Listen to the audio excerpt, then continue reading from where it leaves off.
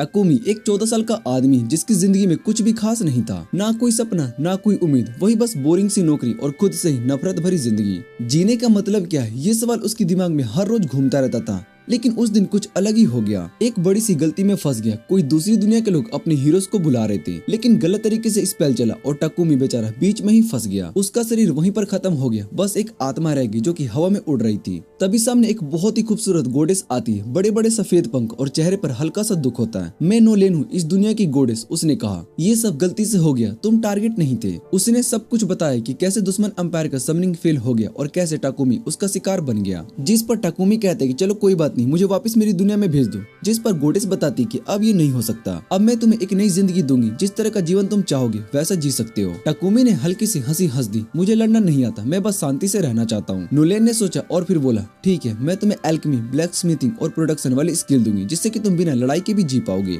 ये कहकर उसने एक चमकता हुआ क्रिस्टल निकाला, इसे निगल लो, सारी नॉलेज तुम्हारे अंदर आ जाएगी। टाकुमी ने आंख बंद करके क्रिस्टल को निगल लिया और अगले ही पल उसका शरीर फटने लगा। इतनी सारी स्किल्स एक साथ दिमाग में भर गई कि वो चीख ही पड़ा। फिर नोलेन ने हाथ उठाया और एक तेज रोशनी के साथ टाकुमी एक नई दुनिया में आ गिरा। आंख खुलते ही टाकुमी ने देखा कि वो एक झील के पास पड़ा है। झील में अपना चेहरा देखा तो खुद को पहचान ही नहीं पाया। ये मैं हूँ, वो हैरान रह गया। अब वो 17 साल का जवान लड़का बन चुका था, इतना सुंदर कि वो खुद पे ही फिदा हो गया। थोड़ी देर के बाद उसने नोलेन के दिए हुए सामान को चेक किया और सोने के सिक्के, खाना और कुछ बेसिक चीजें थी। सिस्टम ऑन करते ही उसने अपनी स्किल्स देखी, alchemy, black smithing, basic magic, सब कुछ मिल गया था। टाकुमी जंगल की तरफ चल पड़ा। वहाँ पर उसने एक अजीब सी शाखा देखी। सिस्टम बोला, इसे वेपन बना सकते हो। उसने तुरंत ब्लैक स्मिथिंग लगाया और एक तेज भाला बना दिया। देखते ही देखते वो एक काबिल ब्लैक स्मिथ बन गया। आगे बढ़ा तो हर पेड़ और पौधा इलाज में काम वाले निकले। उसने सब हर्ब्स इकट्ठा किए और आइटम बॉक्स में भर लिया। तभी एक जोर की चीख सुनाई दी, बचाओ। एक छोटी सी लड़की लगभग 10 से 12 साल की भागती हुई उसके पास आई, बचाओ, मुझे वो खा जाएगा। टाकुमी ने देखा कि एक हॉर्न वाला बड़ा सा रैबिट झाड़ी से निकला और सीधा उस लड़की पर झपट पड़ा। बिना सोचे टाकुमी ने भाला उठाया और सीधा रैबिट को एक ही बार में मार दिया। सिस्टम ने बोला, level up, warrior job unlock हो गया। टाकुमी ने बस हाथ छटका दिया, मुझे नहीं चाहिए ये। लड़की ने आंख में आंसू लेकर कहा कि मेरा नाम मोली, आपने मेरी जान बचाई है। टाकुमी ने हल्का सा मुस्कुरा कर कहा, क्या तुम अपने गांव मुझे लेकर चलोगी? मोली खुश हो गई, हाँ, लेकिन इस हॉर्न रैबिट को भी अपने साथ ले चलो, इसका गोश्त बहुत ही टेस्टी होता है। टाकुमी ने बिना सोचे रैबिट को आइटम बॉक्स में डाल दिया और बाद में रियलाइज किया कि इतनी बड़ी स्किल सबके सामने नहीं दिखानी चाहिए थी। दूर एक और कहानी शुरू होती है। होली सिडोनिया अंपायर में 3 हाई स्कूल स्टूडेंट्स आंख खोलते हैं। उनके सामने खुद एम्प्रेस एलिजाबेथ आई होती है और वो मुस्कुराते हुए बोलती है कि तुम्हारा इंतजार था हमें। समन हीरो को एलिजाबेथ बताती कि उसने उन्हें यहाँ पर दुनिया को बचाने के लिए बुलाया, लेकिन जो लड़की समन हुई है वो उस पर बिल्कुल भी भरोसा नहीं करती। तभी उसको नोलेन से एक स्पेशल स्किल मिलती है जो उसको सिर्फ अपने इंस्टिंक्ट्स फॉलो करके सही फैसला लेने की शक्ति देती है। उसकी इंस्टिंक्ट्स उसको बताते कि एलिजाबेथ एक खतरनाक औरत है और उससे उसको दूर रहना ही बेहतर होगा। दूसरी तरफ टाकुमी मोली के साथ एक गाँव पहुँचता है जहाँ पर उसके माँ बाप उसका धन्यवाद करते कि उसने उसकी बेटी की जान बचाई। टाकुमी उनसे पूछते क्या वो कुछ दिन यहाँ पर रह सकता है,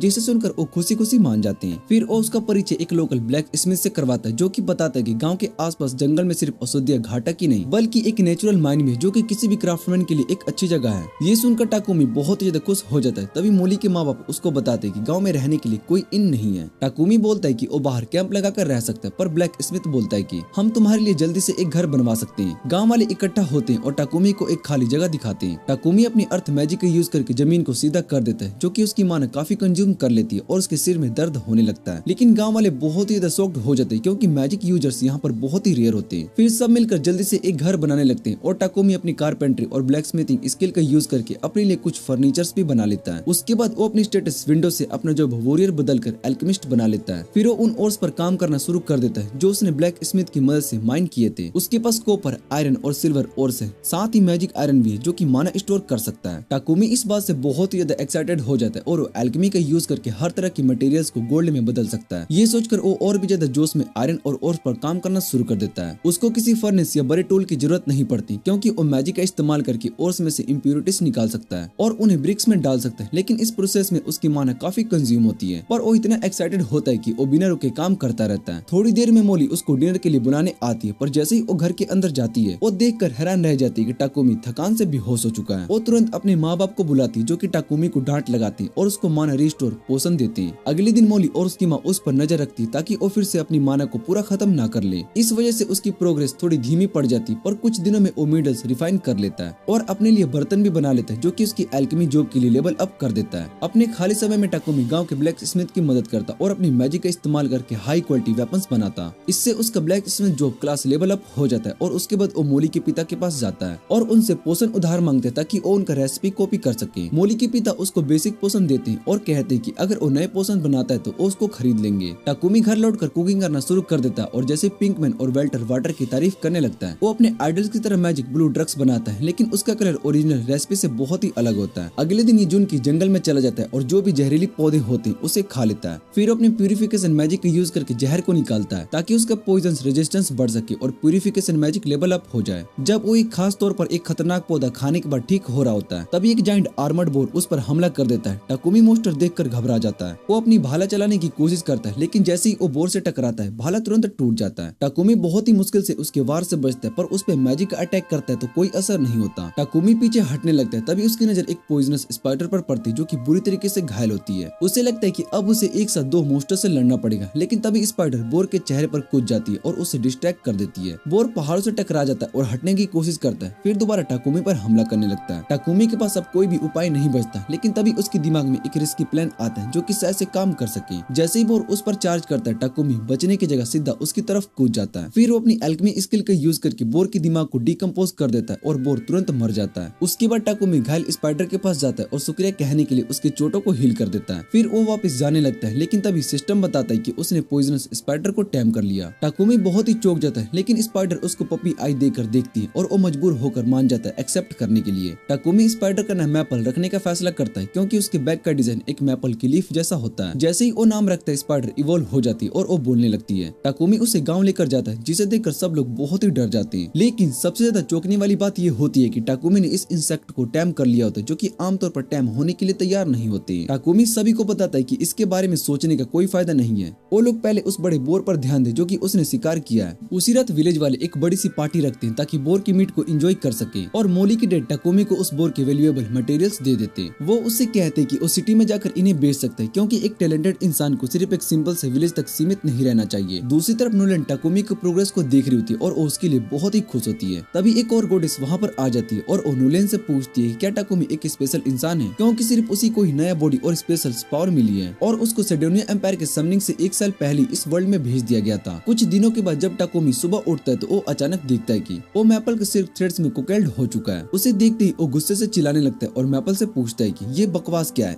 तूने ये सब किया है। मैपल थोड़ी नर्वस हो जाती है और वो कहती कि डैडी तुम हमेशा बिजी रहते हो, मुझे तुम्हारी अटेंशन चाहिए, इसलिए मैंने ये सब किया। टाकुमी को तब रियलाइज होता है कि वो सच में मैपल पर ध्यान नहीं दे रहे, क्योंकि वो पोशंस बनाने में बिजी था। वो उससे कहते हैं कि ठीक है, आज मैं एक दिन के लिए छुट्टी लूंगा और मैं तुम्हारे साथ खेलूंगा। ये सुनते ही मैपल खुशी से उस पर जंप करने लगती है। तभी मोली की मॉम वहाँ पर ब्रेकफास्ट लेकर आ जाती है और जैसे ही टाकुमी के ऊपर एक स्पाइडर को देखती है, उसके दिमाग में एक अजीब सोच आने लगती है। वो सस्पिशियसली सोचने लगती है कहीं टाकुमी को कोई वेड और इलीगल फैटिस तो नहीं है। टाकुमी तुरंत सफाई देने लगता है और वो कहता है कि नहीं नहीं, मैं अपने पेट स्पाइडर से पैक होने में कोई इंटरेस्टेड नहीं रखता हूँ। लेकिन तभी मोली की मोम की नजर चमकदार सिल्क थ्रेड्स पर पड़ती है जो कि रूम के रूफ पर लटक रही होते हैं और उसका ग्रीडी साइड एक्टिवेट हो जाता है। ये देखकर टाकुमी और मैपल दोनों ही डर जाते हैं। मोली की मोम उन स्किनी सिल्क थ्रेड का यूज करके एक शर्ट बना लेती है जो एक लग्जरी आइटम होते हैं जो सिर्फ नोबल से अफोर्ड कर सकते हैं। जब विलेज की सारी औरतें उस सिनी शर्ट को देखती हैं तो वो उस पर फिदा हो जाती है और मैपल उनके बीच में एक इंस्टेंट सेलिब्रिटी बन जाती है। वो विलेज की औरतों का अटेंशन एंजॉय करती है और टाकुमी से कहती है कि डैडी आज मैं तुम्हारे साथ नहीं खेल सकती, मैं बहुत ही बिजी हूँ। टाकुमी सोचता है कि अगर मैपल बिजी है तो मैं कुछ और काम कर लेता हूँ, इसलिए वो एक ब्लैक स्मिथ के पास जाता है जहाँ पर उसके लिए एक लाइट लेदर आर्मर रेडी होता है। तभी मोली के डैड भी वहाँ पर आ जाते हैं और टाकुमी से पूछते हैं कि तुम यहाँ से मूव आउट करने का प्लान कब बना रहे हो। ये सुनकर टाकुमी बहुत ही शॉक्ड हो जाता है, क्योंकि वो सोच रहा था कि विलेजर्स को कैसे बताए कि वो यहाँ से जाने वाला है। लेकिन सभी लोग ऑलरेडी सोच रहे होते कि टाकुमी को एक बड़ी सिटी में जाना चाहिए जहाँ पर उसका टैलेंट प्रॉपर्ली साइन कर सके। मोली के डैड और ब्लैक स्मिथ बताते कि अगले हफ्ते एक मर्चेंट नेबरिंग सिटी से विलेज आने वाले हैं और उसके कैरेज में टाकुमी के लिए एक सीट ऑलरेडी अरेंज कर दी गई है। ये सुनकर टाकुमी अंदर से काफी इमोशनल फील करता है और उसका दिल शुक्रिया अदा करता है। टाकुमी घर लौटता है और वो देखता है कि मोली की मम हॉरेंड रैबिट की गट्स को फेंक देने वाली है जो उसके हस्बैंड ने सुबह सुबह शिकार किए थे। वो कहती कि हॉरेंड रैबिट के सबसे डिलीशियस मीट होता है, इसलिए इसे सही तरीके से क्लीन और प्रोसेस करना विलेज के लिए पॉसिबल नहीं है। टाकुमी उससे कहता है कि वो होली एलिमेंट मैजिक का यूज कर सकता है और तुरंत मीट को प्यूरिफाई कर देता है। ये देखकर मोली की मम बहुत ही चौंक जाती है और वो उससे वॉर्न करती है कि किसी को भी प्यूरिफिकेशन मैजिक दिखाने से बचे, क्योंकि क्योंकि सिर्फ कुछ ही लोग इसे कर सकते हैं और किसी गलत इंसान को पता चल गया तो वो मुसीबत में पड़ सकता है। इसके बाद टाकुमी पूरा एक हफ्ता विलेज को डेवलप करने में लगा देता है। वो एक मजबूत स्टोन वॉल बनाता है ताकि विलेज किसी भी डेंजर से सेफ रहे और इजीली वाटर सप्लाई के हैंड पंप्स भी लगा देता है। जब अगले हफ्ते मर्चेंट पेपैक विलेज में आते तो स्टोन वॉल को देखकर बहुत डम्फाउंडेड हो जाते हैं। मोली के डैड और ब्लैकस्मिथ उसके पास बिजनेस करने के लिए बाहर आते हैं और जल्दी टाकुमी भी वहाँ पर पहुँच जाता है। वो पेपैक से अपने इंट्रोडक्शन देता है और फिर मोली के डैड को बताता है कि उसने अपने घर में 100 बोटल्स बेसिक हीलिंग पोशंस छोड़ दिए ताकि अगर विलेज को कभी भी जरूरत पड़े तो उसका यूज कर सकते हैं। पेपैक हीलिंग पोशन को देखकर शॉक हो जाता है क्योंकि वो काफी हाई क्वालिटी का लगता है। वो टाकुमी से पूछते हैं क्या इसे और वो क्लोजली देख सकता है। जब पेपैक पोशन को एग्जामिन कर रहा होता है तब टाकुमी मोली और विलेज के लोगों से अलविदा कहने लगता है। विलेजर्स ने उसके लिए एक स्पेशल जैकेट बनाई होती है जो कि मैपल सिल्क से बनी होती है। टाकुमी उनका दिल से शुक्रिया अदा करता है और कैरेज में बैठ जाता है। जब विलेजर्स उसे गुड बाय कहने लगते हैं तो उसका दिल भारी हो जाता है। उसे लगता है कि ये विलेज इस वर्ल्ड का उनका असली घर है। ये इमोशनल गुड बाय देखकर पेपैक के एक बॉडीगार्ड की आंखों में आंसू भर जाता है। ब्लोंड बॉडीगार्ड अपना नाम हेल्थ बताता है और रेड हेड का नाम रियल होता है और साइलेंट बंदी का नाम बोगर होता है। पेपैक पहले बताता है कि ये लोग सी रैंक एडवेंचर पार्टी है और उसने इन्हें अपनी बॉडीगार्ड टीम में हायर किया है। जब सब स्मॉल टॉक करने लगते हैं तब रेड हेड रियल टाकुमी से उसके बैग के बारे में पूछता है। टाकुमी बताता है कि उसके बेड में उसकी स्पाइडर पेट है। ये सुनकर सब शॉक हो जाते हैं और रियल उसके टाइम स्पाइडर को क्लोजली देखने की कोशिश करता है। मैपल सोचती है कोई परवेट है इसलिए वो तुरंत उसका हेडबट कर देती है और फिर चुपचाप बोल्ड बॉडीगार्ड बोगर की गोद में जाकर बैठ जाती है। मैपल के बिहेवियर को देखकर सभी हंसने लगते हैं। उसके बाद पेपैक टाकुमी से कहता है कि वो भी हीलिंग पोशन खरीदना चाहता है जो कि उसने विलेजर्स को दिए थे। जब तक वो बिजनेस के डिटेल्स को डिस्कस करते हैं तब तक पेपैक अपनी मजबूरन में कैरेज को रोकने पर मजबूर हो जाता है क्योंकि रास्ते में मोस्टर्स आ गए होते हैं। टाकुमी बाहर झांकता है और वो देखता है कि कुछ गोब्लिन्स उनकी तरफ बढ़ रहे हैं। एडवेंचरस तुरंत एक्शन के लिए तैयार हो जाते हैं जबकि पेपैक का तो डर के मारे बुरा हाल हो चुका होता है। एडवेंचरस बिना किसी दिक्कत के आसानी से गोब्लिन को हरा देते हैं और इसके बाद उनका सफर शांत रहता है। 3 दिन के बाद वो लोग बेल्टोन सिटी पहुंच जाते हैं जहाँ पर टाकुमी सबसे पहले एडवेंचरल गिल्ड जाने का फैसला करता है। उसका असल प्लान एल्केमिस्ट गिल्ड में रजिस्टर करने का होता है लेकिन रिसेप्शनिस्ट बताती है कि ऐसा कोई गिल्ड एग्जिस्ट ही नहीं करता। ये सुनकर टाकुमी बहुत ही उदास हो जाता है लेकिन वो फिर भी एक एडवेंचर के रूप में रजिस्टर कर लेता है और फिर मैपल को अपना पेट डिक्लेयर कर देता है। ये सब होने के बाद वो पेपैक की कंपनी में आ जाता है ताकि अपना पोशंस के बारे में डील कर सके। पेपैक उसके पोशन के लिए एक अच्छा प्राइस ऑफर करता है और टाकुमी अपने दिमाग में कैलकुलेशन करता है। 1 मिनट लगता है ये समझने में कि अगर वो जापान में होता तो सिर्फ एक डील में मिलियनियर्स बन सकता था। पेपैक बताता है कि जब टाकुमी फेमस हो जाएगा तो वही आइटम और भी ज्यादा हाई प्राइस पर बिकेंगे। टाकुमी सोचता है कि ये सब कुछ ज्यादा ही अच्छा लग रहा हो जैसे कि कोई छुपी हुई चाल हो। उसे लगता है कि पेपैक उसे आइडियली लूटना चाहता है क्योंकि वो एक न्यूबी है। अचानक पेपैक उसे सजेस्ट करता है कि वो एक घर ले ले जिसमें एक वर्कशॉप हो ताकि बिजनेस इजीली हो सके। टाकुमी ये सुनकर पैनिक हो जाता है क्योंकि उसे लगता है कि उसके पास इतनी सेविंग्स नहीं है। लेकिन पेपैक कहता है कि वो घर खरीदने की जगह सिर्फ रेंट पर ले सकता है। पेपैक अपने बटलर को बुलाता है और उसे कहता है कि टाकुमी को एक अच्छा प्रॉपर्टी दिखाए। बटलर उसे एक मैंशन दिखाता है जिसमें एक अटैच वर्कशॉप होता है और रेंट भी काफी कम होता है। टाकुमी सोचता है कि ये सब कुछ ज्यादा ही अच्छा है लेकिन फिर भी वो डील को एक्सेप्ट कर लेता है। अगले दिन वो मैंशन में शिफ्ट हो जाता है और सबसे पहले जो वो काम करता है वो एक टॉयलेट सीट क्रिएट करना होता है मैजिक का यूज करके क्योंकि वो किसी और तरीके से कंफर्टेबल नहीं होता। ये सब करने में उसकी बहुत ही सारी माना कंज्यूम हो जाती है और वो जैसे ही माना पोषण पी रहा होता है तभी होल से एक जोर से छींकने की आवाज सुनाई देती है। टाकुमी तुरंत बाहर भागकर देखता है कि मैपल ने पेपैक को एक ककून में लपेट दिया है। टाकुमी शॉक हो जाता है और वो गुस्से में पूछते कि उसने ऐसा क्यों किया। मैपल बिना किसी शर्म के जवाब देता है कि लोग इसे एंजॉय करते हैं। टाकुमी चीख पड़ता है बस गाँव के बच्चों को मजा आता था। लेकिन पेपैक कहता है कि उसे ककून में बहुत ही कॉम्फी लग रहा है। खैर टाकुमी उसे फ्री कर देता है और मैपल की तरफ से माफी मांगता है। पेपैक इस बात को ज्यादा सीरियसली नहीं लेता लेकिन वो कहता है कि पहले उसे टॉयलेट जाना है फिर बिजनेस करेंगे। टाकुमी उसे टॉयलेट का रास्ता बता देता है और जैसे ही पेपैक ग्लोसी केरेमिक टॉयलेट का सीट देखता है उसकी आंखें फट जाती है। टाकुमी पेपैक को बताता है कि ये टॉयलेट सीट एक स्पेशल फीचर के साथ आता है जो कि तुरंत ही सारा का सारा वेस्ट प्यूरिफाई कर सकता है। ये सुनकर पेपैक उससे पूछते हैं क्या वो प्यूरिफिकेशन मैजिक का यूज कर सकता है। टाकुमी को तब याद आता है कि उसे ये बात छुपानी थी इसलिए वो पेपैक से कहता है कि ये बात किसी को ना बताए। पेपैक इस बात को छुपाने के लिए मान जाता है और फिर वो टाकुमी से 100 और टॉयलेट सीट्स बनाने के लिए कहता है क्योंकि ये बिजनेस के लिए काफी ज्यादा फायदेमंद हो सकती है। टाकुमी हाँ कर देता है तो पेपैक उससे कहता है कि उसे कुछ मददगार मिल लेने चाहिए और उसको ये भी सजेस्ट करता है कि मजदूरों की जगह एक स्लेव ले ले। ये सुनकर टाकुमी हैरान हो जाता है लेकिन पेपैक उसे समझाता है कि अगर वो एक स्लेव रखता है तो वो अपनी होली मैजिक की ताकत दुनिया से छुपा सकता है। वो बताता है कि जो भी लोग होली मैजिक का यूज कर सकते हैं उन्हें चर्च में मोनोपोली बना लेते हैं और उनका पूरा फायदा उठाते हैं, इसलिए उसके लिए ये जरूरी है वो अपनी ताकत को छुपाए रखे। टाकुमी समझ जाता है पर वो स्लेव लेने के खिलाफ होता है क्योंकि उसका मानना है कि उसके मोरल्स के अगेंस्ट है। लेकिन पीपैक उसे समझाता है कि उतना भी बुरा नहीं है जितना कि वो सोच रहा है और उसको एक भरोसेमंद स्लेव ट्रेडर के पास ले जाता है। जैसे ही पीपैक अंदर किसी स्लेव की तलाश करने जाता है, टाकुमी वहाँ के सुंदर गार्डन में थोड़ा घूमने लगता है। तभी उसकी नजर एक सुंदर एल्फ पर पड़ती जो कि उसे ठंडे लहजे में कह रही होती कि वो यहाँ से चला जाए। टाकुमी इस बात से हैरान होता है। एल्फ दोबारा वही बात कहती है, बता देती है कि ये जगह एक बच्चे के लिए नहीं है, इसलिए उसको वापस चले जाना चाहिए। थोड़ी देर के बाद टाकुमी स्लेव ट्रेड कंपनी की मालिक से मिलता है जो कि ग्लोथ लेडी होती है। इंट्रोडक्शन होने के बाद पीपैक उसको बताता है कि टाकुमी सेल्फ कॉन्ट्रैक्ट लेने में हेजिटेट क्यों कर रहा है, ये उसके मोरल्स के अगेंस्ट है। गोथ लेडी उसे समझाती कि उसे इस बात की चिंता करने की कोई जरूरत नहीं है क्योंकि उसके देश में स्लेव्स अधिकार सुरक्षित होते हैं और उसे स्लेवरीज लॉ के बारे में बताती है जो ये कहता है कि एक मालिक को अपने स्लेव्स की बेसिक ह्यूमन राइट्स की इज्जत करनी पड़ती है। उन्हें खाना देना पड़ता है, कपड़ा देना पड़ता है और सारा कुछ देना पड़ता है जो उनकी जरूरत हो। मालिक स्लेव्स को बुरी तरीके से चोट नहीं पहुंचा सकते और जो भी काम कॉन्ट्रैक्ट में लिखा गया है वो सिर्फ वही करवा सकते हैं। उसके अलावा कुछ भी फोर्स के साथ नहीं करवा सकते और ये सुनकर टाकुमी को लगता है कि ये उतना बुरा नहीं है जितना कि उसने सोचा था।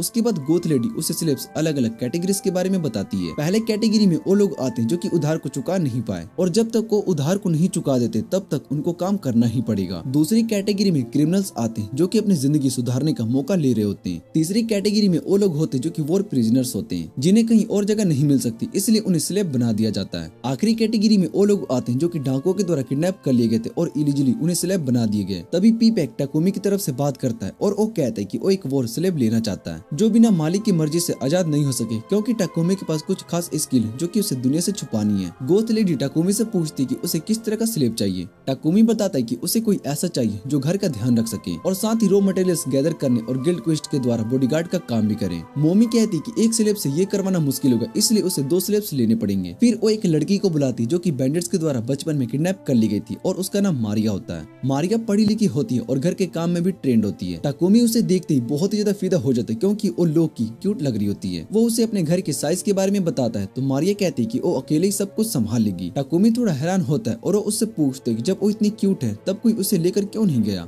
इतने लड़के होंगे जो उसको लेने के लिए लाइन में लगे होंगे। ये सुनकर मारिया एकदम लाल पड़ जाती है और वो कहती कि वो सिर्फ घर में ही काम करेगी, लेकिन वो टाकुमी को रात में अपने कमरे में छुपकर नहीं आने देगी रॉ एक्शन के लिए। टाकुमी एकदम शर्मा जाता है और उसे समझाने लगता है कि वो सिग्मा मेल है जो कि ऐसे काम नहीं करता। गोथ मम्मी दोनों की बात सुनकर कहती कि अब कॉन्ट्रैक्ट साइन करने का टाइम आ गया है और इस तरह मारिया ऑफिशियली टाकुमी की स्लेव बन जाती है। फिर मोमी बताती कि अभी उनके पास कोई वॉर स्लेव नहीं है जो बॉडीगार्ड बन सके, लेकिन तभी मारिया को याद आता है कि उनके पास सोफिया नाम की एक लड़की है। मोमी मारिया को घूर कर देखती है और वो उससे कहती कि उसकी औकात नहीं है उसे सजेस्ट करने की और उसे तुरंत जाकर अपनी चीजें पैक करने के लिए कह देती है। ये सब सुनकर टाकुमी को क्यूरियोसिटी होती है कि ये सोफिया कौन है, तो वो मोमी से कहता है कि वो कम से कम एक बार उससे मिलना चाहता है। मोमी उसे लेकर चल पड़ती है और पता चलता है कि सोफिया वही लड़की जो कि टाकुमी ने गार्डन में देखी थी। मोमी बताती है कि सोफिया 50 साल पहले एल्फ के साथ वॉर में कैप्चर हो गई थी और तब से उसने कभी भी किसी को अपना मास्टर नहीं बनाया। वो ये भी बताती कि उसके शरीर पर अभी भी वॉर का डैमेज है और उसकी मैजिक भी किसी कर्ज की वजह से सील हो चुकी है। इस वजह से वो एक कॉम्बैटेंट या बॉडीगार्ड का काम नहीं कर रही है। टाकुमी मोमी से कहता है कि वो सोफिया से अकेले में बात करना चाहता है। मोमी उन्हें रूम में छोड़कर चली जाती है। जैसे ही मोमी चली जाती है सोफिया दोबारा से वही लाइन बोलती है कि टाकुमी को यहाँ से चले जाना चाहिए, लेकिन इस बार टाकुमी उसका चेहरा पढ़ लेता है और जबरदस्ती उसके स्टेटस विंडो को देखने लगता है। वहाँ उसे दिखाई देता है कि सोफिया एक्चुअली काफी स्ट्रॉन्ग है, लेकिन उसके लिम्स का डैमेज और कर्ज की वजह से वो अभी भी यूजलेस है। टाकुमी के दिमाग में एक प्लान आता है कि अगर वो उसे हील कर सके तो उसके लिए एक बहुत ही बड़ी एसेट बन सकती है। वो तुरंत मोमी को बुलाती है और वो कहती है कि वो सोफिया के साथ भी कॉन्टेक्ट करेगा। सोफिया उसे याद दिलाती है कि अभी तो वो साकुरा से भी ज्यादा यूजलेस है, लेकिन टाकुमी सिर्फ एक ही बात बोलता है, मैं I can fix her cube का प्रेसिडेंट हूँ। और फिर इस तरह से पेपर वर्क कंप्लीट हो जाता है और फिर मोमी कॉन्ट्रैक्ट मैजिक कास्ट करके दोनों लड़कियों को टाकुमी के साथ ऑफिशियली जोड़ देती है। टाकुमी घर पहुंचता है, लेकिन जैसे ही दरवाजा खोलता है मैपल एकदम उस पर जंप कर देती है और उसको जमीन पर गिरा देता है। सोफिया तुरंत पैनिक कर जाती है। उसे लगता है कि उसका मास्टर किसी मॉन्स्टर के अटैक में आ गया है। वो एकदम एक्शन में आने वाली होती है कि तभी टाकुमी उसे रोक देता है और बताता है कि मैपल एक्चुअली उसका पेट है। दोनों लड़के एकदम कंफ्यूज हो जाते हैं, लेकिन फिर वो सोचती है कि टाकुमी वैसे भी बहुत ही अजीब है, इसलिए ज्यादा सोचने का कोई फायदा नहीं है। फिर टाकुमी उन्हें अंदर लेकर जाता है और उनके लिए अलग अलग रूम्स एलोकेट करता है। वैसे भी घर में इतना एक्स्ट्रा कमरे जो कि उनका कोई यूज नहीं है। वो उन्हें बताता है कि वो जब चाहे तब घर का बात यूज कर सकती है। ये सुनते ही दोनों लड़कियां तुरंत नहाने के लिए चली जाती है। बात के अंदर मारिया कहती है कि उसे बिल्कुल भी उम्मीद नहीं थी कि मोमी सोफिया को इतनी आसानी से जाने देगी। वो हमेशा उसके लिए प्रोटेक्टिव रही है, लेकिन फिर वो मजाक में कहती है कि टाकुमी में जरूर कोई खास बात होगी। सोफिया लेकिन किसी और ही सोच में डूबी होती। उसे कॉन्ट्रैक्ट में देखना था कि टाकुमी के बारे में ज्यादा इन्फॉर्मेशन नहीं लिखी थी। तो फिर ये लड़का आखिर में है कौन? उसके बाद वो डाइनिंग रूम में आते हैं जहाँ टाकुमी सभी के लिए डिनर बना चुका होता है। मारिया ये देखकर एकदम टंट्रुम थ्रो कर देती है क्योंकि कुकिंग उसका काम होना चाहिए था। टाकुमी समहाउ उसे समझाता है और मना लेता है। सोफिया भी थोड़ी हेजिटेट होती है। एक मास्टर अपने स्लेव के साथ बैठकर खाना खाए, लेकिन टाकुमी बस कैजुअल टोन में कहता है कि वो ऐसे ही चिल बंदा है। अगले दिन टाकुमी को पीपे की तरफ से एक पार्सल मिलता है। फिर वो मार्केट में शॉपिंग के लिए निकल पड़ता है। रास्ते में उसे एक चर्च दिखाई देता है और वो बस वैसे ही कैजुअली अंदर चला जाता है, जहाँ उसे नोलेन का एक बड़ा स्टैचू दिखाई देता है और उसके सामने जाकर प्रे करने लगता है। उसने सुना था कि सिडोनिया एम्पायर इस देश के रिलीजन को कंट्रोल करता है, लेकिन नोलेन फिर भी उससे नफरत करती है। वो सोचती है कि आखिर वो इनसे नफरत क्यों करती है, ये सब भी तो उसकी पूजा करते हैं। और तभी एकदम से उसके कानों में नोलेन की आवाज गूंजती है। वो कहती है कि मैं इनसे इसलिए नफरत करती हूँ क्योंकि मैं इनके लिनर सर्कल का हिस्सा नहीं हूँ। टाकुमी एकदम आंखें खोलता है और वो देखता है कि वो एकदम बादलों के ऊपर फ्लोट कर रहा है। वो एकदम पैनिक कर जाता है और वो सोचता है कि कहीं वो दोबारा से मर तो नहीं गया, लेकिन नोलेन उसे शांत करती है और वो कहती है कि उसे बस एक छोटी सी चैट के लिए बुलाया गया है। फिर उसे सिडोनिया एम्पायर और राइवलरी के बारे में बताने लगती है। वो कहती है कि ओरिजिनली एक चर्च ऑफ क्रिएशन था जो कि उसकी पूजा करता था, लेकिन फिर सिडोनिया एम्पायर ने एक नया चर्च ऑफ डिवाइन लाइट बना दिया जो एक ऐसे भगवान को मानने लगा जो कि एग्जिस्ट ही नहीं करता। सिडोनिया ने अपने पावर का यूज करके ज्यादा फॉलोअर्स इकट्ठा कर लिए और धीरे धीरे चर्च ऑफ क्रिएशन को पीछे धकेलने लगा। लेकिन नोलेन को इंसानों के पेटी मैटर्स में इंटरफेयर करना पसंद नहीं था, तो उसने बस सब कुछ होने दिया। उसके बाद वो टाकुमी से कहती कि जो भी ब्लेसिंग उसने दिए वो हमेशा उसके लिए रहेंगे, लेकिन जो छोटा सा प्लॉट आर्मर उसने दिया था वो अब जल्दी खत्म होने वाला है।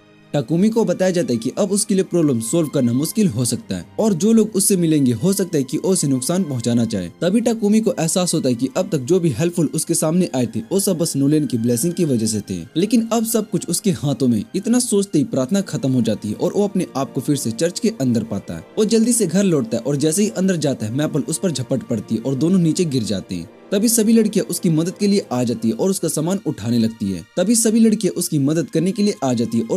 उठाने लगती है। टाकुमी देखता है कि सोफिया उसके एक खास पार्सल के करीब पहुंच रही है, इसलिए वो तुरंत अपने आइटम बॉक्स का यूज करके पार्सल को वहां से तुरंत गायब कर देता है। फिर बिना किसी देरी के वो सीधा वर्कशॉप की तरफ चला जाता है अपने नए एक्सपेरिमेंट्स करने के लिए। लेकिन अब सोफिया क्यूरियस होती है क्योंकि वो देख चुकी होती है कि पार्सल एक मैजिक पेपर में वरीप किया गया था। उसके मन में एक सवाल आता है कि आखिर उस पार्सल में ऐसा क्या हो सकता है जो कि इतनी केयरफुल प्रोटेक्ट की जा रही है। ये जानने के लिए वो चुपके से टाकुमी का पीछा करती है, लेकिन जैसे ही वो वर्कशॉप के अंदर जाती है उसके होश उड़ जाते हैं। टाकुमी एक छुरी को जहर के बर्तन में डुबा रहा होता है और बिना किसी हेजिटेशन के अपने हाथ पर उस छुरी से कट लगाता है। फिर वो होली मैजिक का यूज करके जहर को प्यूरिफाई करता है ताकि वो अपनी हीलिंग मैजिक का लेवल बढ़ा सके और सोफिया की ट्रीटमेंट कर सके। टाकुमी पूरे टाइम दर्द से करा रहा होता है और तभी वो अचानक से मारिया का नाम ले लेता है। ये सुनते ही सोफिया का गुस्सा फट पड़ता है और वो जोर से दरवाजा खोलकर अंदर आ जाती है और वो चिल्लाती है कि अगर तुमने मारिया के साथ कुछ भी गलत किया तो मैं तुम्हें कभी भी माफ नहीं करूंगी। लेकिन जैसे ही वो ये कहती है उसका चेहरा पीला पड़ जाता है और वो टाकुमी की बाहों में बेहोश हो जाती है। टाकुमी देखते है कि सोफिया बहुत ही ज्यादा थक चुकी होती है और उसके हाथ में एक छोटा सा घाव भी होता है। वो तुरंत उसे हील करने की कोशिश करता है, लेकिन हीलिंग मैजिक पर एक कर्स का असर होता है जो कि उसके स्पेल को रोक रहा होता है। टाकुमी मुश्किल से मगर सफलता पाता है और उसकी होली मैजिक का लेवल बढ़ जाता है। उसके बाद वो सोफिया को उसके कमरे में लेकर जाता है और मारिया उसे बताती है कि जब भी सोफिया ज्यादा एक्साइटेड और बहुत ही ज्यादा खुश हो जाती है तो वो इतनी थक जाती है कि वो बेहोश हो जाती है। टाकुमी कहता है कि ये आखिरी बार है और फिर बिना किसी देरी के एक कर्स डिस्पेलिंग स्पेल और high level healing spell cast करता है। जैसे ही स्पेल कंप्लीट होता है सोफिया का घाव भर जाता है और उसका कटा हुआ कान भी वापस उग जाता है। कुछ देर के बाद जब सोफिया उठती है तो मारिया उसको ये अच्छी खबर देती है। सोफिया अपना कान देखकर हैरान रह जाती है और तभी उसको एहसास होता है कि उसकी मैजिक भी वापस आ चुकी है। खुशी के मारे उसे तुरंत वो गले लगा लेती, तुम अब बिल्कुल ठीक हो। सोफिया तुरंत टाकुमी के पास जाती है और उसका शुक्रिया अदा करना चाहती है, लेकिन टाकुमी ये देखकर सोचते है कि कहीं उसके और सोफिया के बीच में कोई मिसअंडरस्टैंडिंग तो नहीं हो गई, इसलिए उसको सब कुछ साफ साफ बता देता है। वो कहता है कि मैं खुद को पॉइजन कर रहा था ताकि मैं अपनी हीलिंग मैजिक का लेवल अप कर सकूं तुम्हारी हेल्प करने के लिए। फिर वो ये भी क्लियर करता है कि मारिया का नाम लेने का कोई अलग मतलब नहीं था, बल्कि वो सिर्फ ये कह रहा था कि मारिया ने गलती से उसके पॉइजनस हर्ब को गार्बेज में फेंक दिया था। सोफिया उससे गुस्से में पूछती कि तुम इतना डेंजरस काम क्यों कर रहे थे। टाकुमी हल्का सा मुस्कुरा कर कहते हैं क्योंकि मैं I can fix her club का मास्टर हूँ। सोफिया की आंखों में आंसू आ जाते और वो टाकुमी के सामने घुटनों के बल गिर जाती है और वो उसे जीवन भर वफादारी का वचन देती है। अगले दिन टाकुमी लाइब्रेरी जाता है एल्केमी पर कुछ किताबें ढूंढने के लिए, लेकिन जैसे ही उसे पता चलता है कि पूरी लाइब्रेरी में सिर्फ 4 किताबें हो, वो काफी डिसअपॉइंटेड हो जाता है। उसके दिमाग में एक सवाल आता है, जब एल्केमी इतनी सिंपल है तो सब लोग इसमें कम दिलचस्पी क्यों रख रहे हैं। तभी उसे एक अजीब सी बात समझ में आती है। वो किताबें एक प्राचीन भाषा में लिखी होती है जो सिर्फ उसे ही समझ आती है क्योंकि उसे गॉडेस की ब्लेसिंग मिली है। है। वो वापस घर लौटता है और तुरंत अपने नए काम पर लग जाता है, मर्चेंट पीपे के लिए नए टॉयलेट सीट्स बनाना। कुछ ही दिनों में वो 100 टॉयलेट सीट्स को बना लेता है और वो डिसाइड करता है कि अब थोड़ी देर तक मास प्रोडक्शन से ब्रेक लेना चाहिए। अब मैं थोड़ा सफर करना चाहता हूँ क्योंकि मुझे दुनिया देखनी है। वो बताता है कि सोफिया उसकी बॉडीगार्ड होगी जबकि मारिया घर की देखभाल करेगी, लेकिन मारिया बहुत ही ज्यादा गुस्सा हो जाती है, मुझे भी तुम्हारे साथ आना है। टाकुमी थोड़ा नर्वस हो जाता है और वो एक नॉन फाइटर को अनजान जगह ले जाने से हेजिटेट करता है, और घर की देखभाल करने के लिए भी तो कोई काम करने वाला चाहिए। लेकिन तभी मारिया का नाटक शुरू हो जाता है और रोना शुरू कर देती है और कहने लगती है कि मुझे अकेला छोड़ना मतलब एक टॉयलेट को बीच रेगिस्तान में अकेला छोड़ देना। टाकुमी उसकी अजीब सोच पर अपना सर पकड़ लेता है, ये स्टूपिड रेडहेड हमेशा ऐसे अजीब एग्जांपल्स क्यों देती है। मारिया उसके करीब आती है, अपनी आंखों में पपी आई लेकर आती है और एक इमोशनल अपील देती है। टाकुमी महसूस करता है कि उसकी सोच धीरे धीरे हिल रही है, लेकिन कोई भी फैसला लेने से पहले वो मारिया के स्टेटस को चेक करने का सोचता है। वो मारिया का चेहरा पढ़ता है और उसका स्टेटस विंडो देखता है और एकदम शॉक हो जाता है। मारिया सिर्फ एक सिंपल मेड ही नहीं बल्कि एक फुल फ्लेज्ड बैटल मेड है, और सिर्फ इतना ही नहीं उसके स्टेट्स तो टाकुमी से भी बहुत ही बेहतर है। टाकुमी हैरान रह जाता है। मारिया उससे रिक्वेस्ट करती है कि वो उसे अपने साथ ले चले। तभी सोफिया उठती है और वो कहती है कि टाकुमी इसे अपने साथ ले चलो, मैं इसे रात दिन फाइटिंग सिखाने वाली हूँ। टाकुमी थोड़ा सोचता है और फिर मान जाता है, ठीक है तुम दोनों चल सकती हो। अब जब सफर तय हो चुका था, टाकुमी लड़कियों को अपनी वर्कशॉप में लेकर जाता है ताकि उसके लिए वेपन्स और आर्मर बना सके।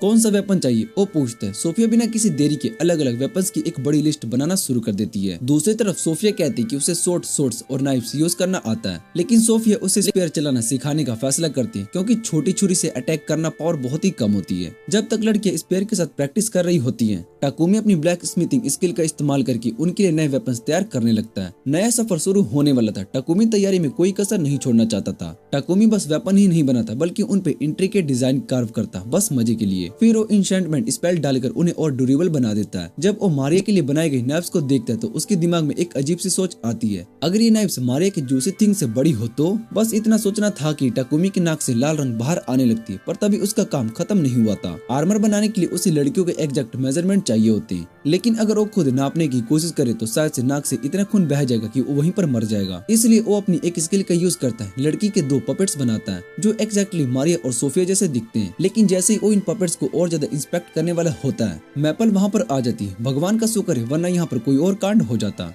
टाकुमी जल्दी से मैपल से स्पाइडर सिल्क मांगता है और फिर आर्मर डिजाइन करने लग जाता है, एक हार्डकोर इंसेल की तरह। कुछ दिन के बाद आर्मर बनकर तैयार हो जाता है और ये आर्मर बिल्कुल दिखने में नॉर्मल कपड़ों जैसा लगता है, पर अंदर काफी ज्यादा टफ होता है। जब लड़कियां इसे पहनती है तो वो बहुत ही इम्प्रेस्ड हो जाती है। इतना परफेक्ट कैसे बना लिया, सोफिया पूछती है। टाकुमी तुरंत मैपल की तरफ देखता है ताकि वो उसका डर्टी सीक्रेट ना बता दे। फिर वो लड़कियों का ध्यान हटाने के लिए उन्हें पहले वेपन्स चेक करने के लिए कहता है। उसके बाद वो दोनों को मिथ्रिल के मैजिक रिंग देता है जो कि उन्हें स्पेल कास्टिंग स्पीड को बढ़ा देगी। अब जब सब रेडी होता है तो टीम एडवेंचर्स गिल्ड जाती है, जहाँ सोफिया और मारिया को ऑफिशियली एडवेंचर के रूप में रजिस्टर कर दिया जाता है। टाकुमी फिर उन्हें एक पार्टी के रूप में रजिस्टर करता है। गिल्ड रिसेप्शनिस्ट टाकुमी को याद दिलाता है कि 1 महीना होने वाला है और उसे अपने एडवेंचर्स लाइसेंस के लिए मैंडेटरी रिक्वेस्ट कंप्लीट करनी होगी। टाकुमी कहता है कि वो इसी काम से आया और रिक्वेस्ट बोर्ड पर एक आसान क्वेस्ट ढूंढने लगता है। तभी एकदम से कुछ मोटे अगली लूजर वहाँ पर आ जाती है। ए लड़की, हमारी पार्टी ज्वाइन कर लो, वो कहने लगती है। टाकुमी को ये बिल्कुल पसंद नहीं आता। मेरी लड़कियों से कोई ऐसे बात करेगा, हरगिज नहीं। वो सीधा उन मोटू लोगों के साथ जाकर टकरा जाता है। उसका लीडर जो सिर्फ एक चलती फिरती हिप्पो लग रहा होता है, उसे घूर कर देखता है। टाकुमी अंदर से थोड़ा डरेड होता है पर वो दिखाता नहीं। अगर तू इतना मोटा है तो तेरी माँ इतनी भारी होगी कि उसे सुपरमैन भी नहीं उठा सकता, टाकुमी बोलता है। ये सुनते हिप्पो धधक उठता है और वो गुस्से में आकर टाकुमी को मुक्का मारने की कोशिश करता है, लेकिन टाकुमी ऑलरेडी एक स्पेल कास्ट कर चुका होता है जो कि उसकी बॉडी को मेटल में बदल देता है। हिप्पो का मुक्का सीधा उसके मेटल बॉडी से टकराता है और उसका हाथ टूट जाता है। उसके लाइकिस भी टाकुमी पर अटैक करने वाले होते, पर तभी गिल्ड मास्टर आ जाता है और जोर से चीख कर उन्हें रोक देता है। वो हिप्पो की टेढ़ी हाथ को देखते और टाकुमी से पूछते कि ये तूने किया। मारिया तुरंत उसके सपोर्ट में बोलती, लेकिन गिल्ड मास्टर उसकी बात नहीं मानता। तभी रिसेप्शनिस्ट आता है और सबको समझाने लगता है। अब सच्चाई सामने आने वाली थी। गिल्ड मास्टर बराक उन लूजर्स की गैंग को डांट कर भगा देता है और फिर टाकुमी की पार्टी को अपनी ऑफिस बुलाता है और टाकुमी से पूछते कि उसने हिप्पो के साथ क्या किया, पर टाकुमी पहले हेजिटेट करता है। लेकिन जब रिसेप्शनिस्ट कहता है कि उसने हल्का माना डिटेक्ट किया था तो टाकुमी समझ जाता है कि अब छुपा नहीं सकता। वो बताता है कि उसने सिर्फ एक चारकोल का टुकड़ा निकाला और उसको डायमंड में बदल दिया और फिर उसे अपने शरीर पर कोट कर लिया। वो अटैक से बच रहा था। ब्राक समझ जाता है कि टाकुमी एक अल्केमिस्ट है। फिर रिसेप्शनिस्ट हंसते हुए कहता है कि उसकी टीम में इतनी सारी सुंदर लड़कियां हैं तो कई लोग उसे तंग करने की कोशिश करेंगे और सजेस्ट करता है कि टाकोमी को सीधा डी रैंक में प्रमोट कर दिया जाए ताकि वो सेफ रहे और उसे एक हायर लेवल क्वेस्ट देने के लिए कहा जाए। गिल्ड मास्टर परमिशन दे देता है और सोफिया और मारिया भी इस बात से एग्री करती है। इसलिए टाकोमी क्वेस्ट लेने का फैसला करता है। पहला क्वेस्ट गोब्लिन को खत्म करने का होता है। मैपल की मदद से वो लोग जल्दी गोब्लिन की लोकेशन को ढूंढ लेते हैं और सोफिया आगे बढ़कर तुरंत 2 गोब्लिन को मार देती है और दूसरे 2 गोब्लिन को टाकोमी और मारिया सिर्फ दौड़ाते हैं। मैपल अपनी सेल्फ थ्रेड से उन्हें बांध देती है और फिर टाकोमी और मारिया उन्हें आसानी से खत्म कर देते हैं। इसके बाद वो और भी गोब्लिन्स और कोबल्ट्स को मारकर अपनी मिशन को कंप्लीट कर लेते हैं। टाकोमी थोड़ा चिंतित होता है क्योंकि गोब्लिन कुछ ज्यादा ही दिख रहे होते हैं। सोफिया कहती है कि जरूर कहीं एक गोब्लिन जनरल होगा जो कि इन्हें लीड कर रहा है। आमतौर पर एक गोब्लिन जनरल को हराने के लिए कम से कम 5 डी रैंक पार्टीज की जरूरत होती है, पर सोफिया को पूरा भरोसा होता है कि वो 3 लोग इसे अकेले ही हरा सकती हैं। टाकोमी इतना बड़ा रिस्क नहीं लेना चाहता था, पर सोफिया और मारिया को बस लड़ने की चाहत है। तभी मैपल बताती है कि उसको लगता है कि वो जल्दी इवॉल्व होने वाली है। टाकोमी फौरन स्पेस मैजिक का यूज करके एक पॉकेट डायमेंशन बनाता है जिसमें मैपल रेस्ट कर सके। फिर वो तीनों गोब्लिन स्ट्रॉन्ग होल्ड की तरफ निकल पड़ते हैं। सोफिया प्रिडिक्ट करती है कि वहाँ पर करीबन 300 गोब्लिन्स हैं। ये सुनकर टाकोमी घबरा जाता है और वो सोफिया से पूछते क्या ये करना जरूरी है, पर वो उसकी बात को नहीं सुनती है। वो अपनी विंड मैजिक का यूज करके कंफर्म करती कि वहाँ पर कोई होस्टेज नहीं है, इसलिए वो बिना किसी टेंशन के पूरा गोब्लिन स्ट्रॉन्ग होल्ड मैजिक से उड़ा सकते हैं। तीनों अपने मैजिक स्पेल को चार्ज करते हैं और फिर क्यूबलेस गोब्लिन्स पर अटैक कर देते हैं। एक ही अटैक में उनमें से बहुत ही सारे गोब्लिन्स खत्म हो जाते हैं। फिर गोब्लिन जनरल बाहर आता है और सीधा टाकोमी की तरफ चार्ज करता है। टाकोमी अपनी स्पेल से उसके अटैक को ब्लॉक कर लेता है और एक फायर स्पेल का यूज करके एक ही बार में रोस्ट कर देता है। उसके बाद टाकोमी और उसकी पार्टी गिल्ड वापस लौट आती है और पूरी तरीके से थकी हुई होती है, पर एक और मुश्किल मिशन कंप्लीट करने के सेटिस्फेक्शन के साथ। जब टाकोमी और उसकी पार्टी के लिए लाए गए मैजिक जेम स्टोन और रिसोर्स का अमाउंट देखता है तो उसे एक मिनी हार्ट अटैक आ जाता है। वो फौरन टाकोमी से कहता है कि उसे गिल्ड मास्टर के ऑफिस में आना पड़ेगा, पर टाकोमी इतना थक चुका होता है कि वो चलने की भी हालत में नहीं होता और उसका मन भी नहीं करता। फिर भी वो किसी तरह ब्राक के ऑफिस में पहुंचता है जहाँ पर गिल्ड मास्टर एकदम से चिल्लाने लगता है। एक गोब्लिन जनरल को हराने के लिए कई डी रैंक्स की टीम लगती है और तुम लोग उसे अकेले ही हरा पाए। ब्राक अपना सर पकड़ लेता है। अचानक उसके गंजे सर के सामने एक पॉकेट डायमेंशन खुलता है और एक हाथ बाहर आकर उसके पीछे धकेल देता है। मैपल इवॉल्व होकर उस बड़े डायमेंशन से बाहर आती है। वो आधी स्पाइडर और आधी इंसान बन चुकी होती है। वो अपने दोस्तों को बड़ी केयरफुल तरीके से इंट्रोड्यूस करवाती है। मास्टर अब और कुछ बोलने की हालत में नहीं रहता, बस अपना हाथ हिलाकर टाकोमी से कहता है चलो घर जाओ। कुछ दिन के बाद मारिया शर्माती हुई टाकोमी के वर्कशॉप में आती है। वो उसे कुछ पुराने कपड़े मांगती है क्योंकि उसे और सोफिया के लिए अंडरवेयर बनानी है। टाकोमी कहता है कि सिर्फ क्राफ्ट से वो अच्छा अंडरवेयर नहीं बना पाएगी। तभी मारिया एक स्ट्रेच दिखाती है जो उसने डिजाइन किया है। टाकोमी उसे देखकर सोचता है कि ये बहुत ही बेसिक है। वो फौरन एक और स्केच बनाता है एक मॉडर्न लॉन्जरी का जिसमें एक छोटा सा बो भी होता है। मारिया जैसे ही डिजाइन देखती है वो खुशी से उछल पड़ती है, मुझे भी चाहिए। वो एक्साइटेड होकर कहती है।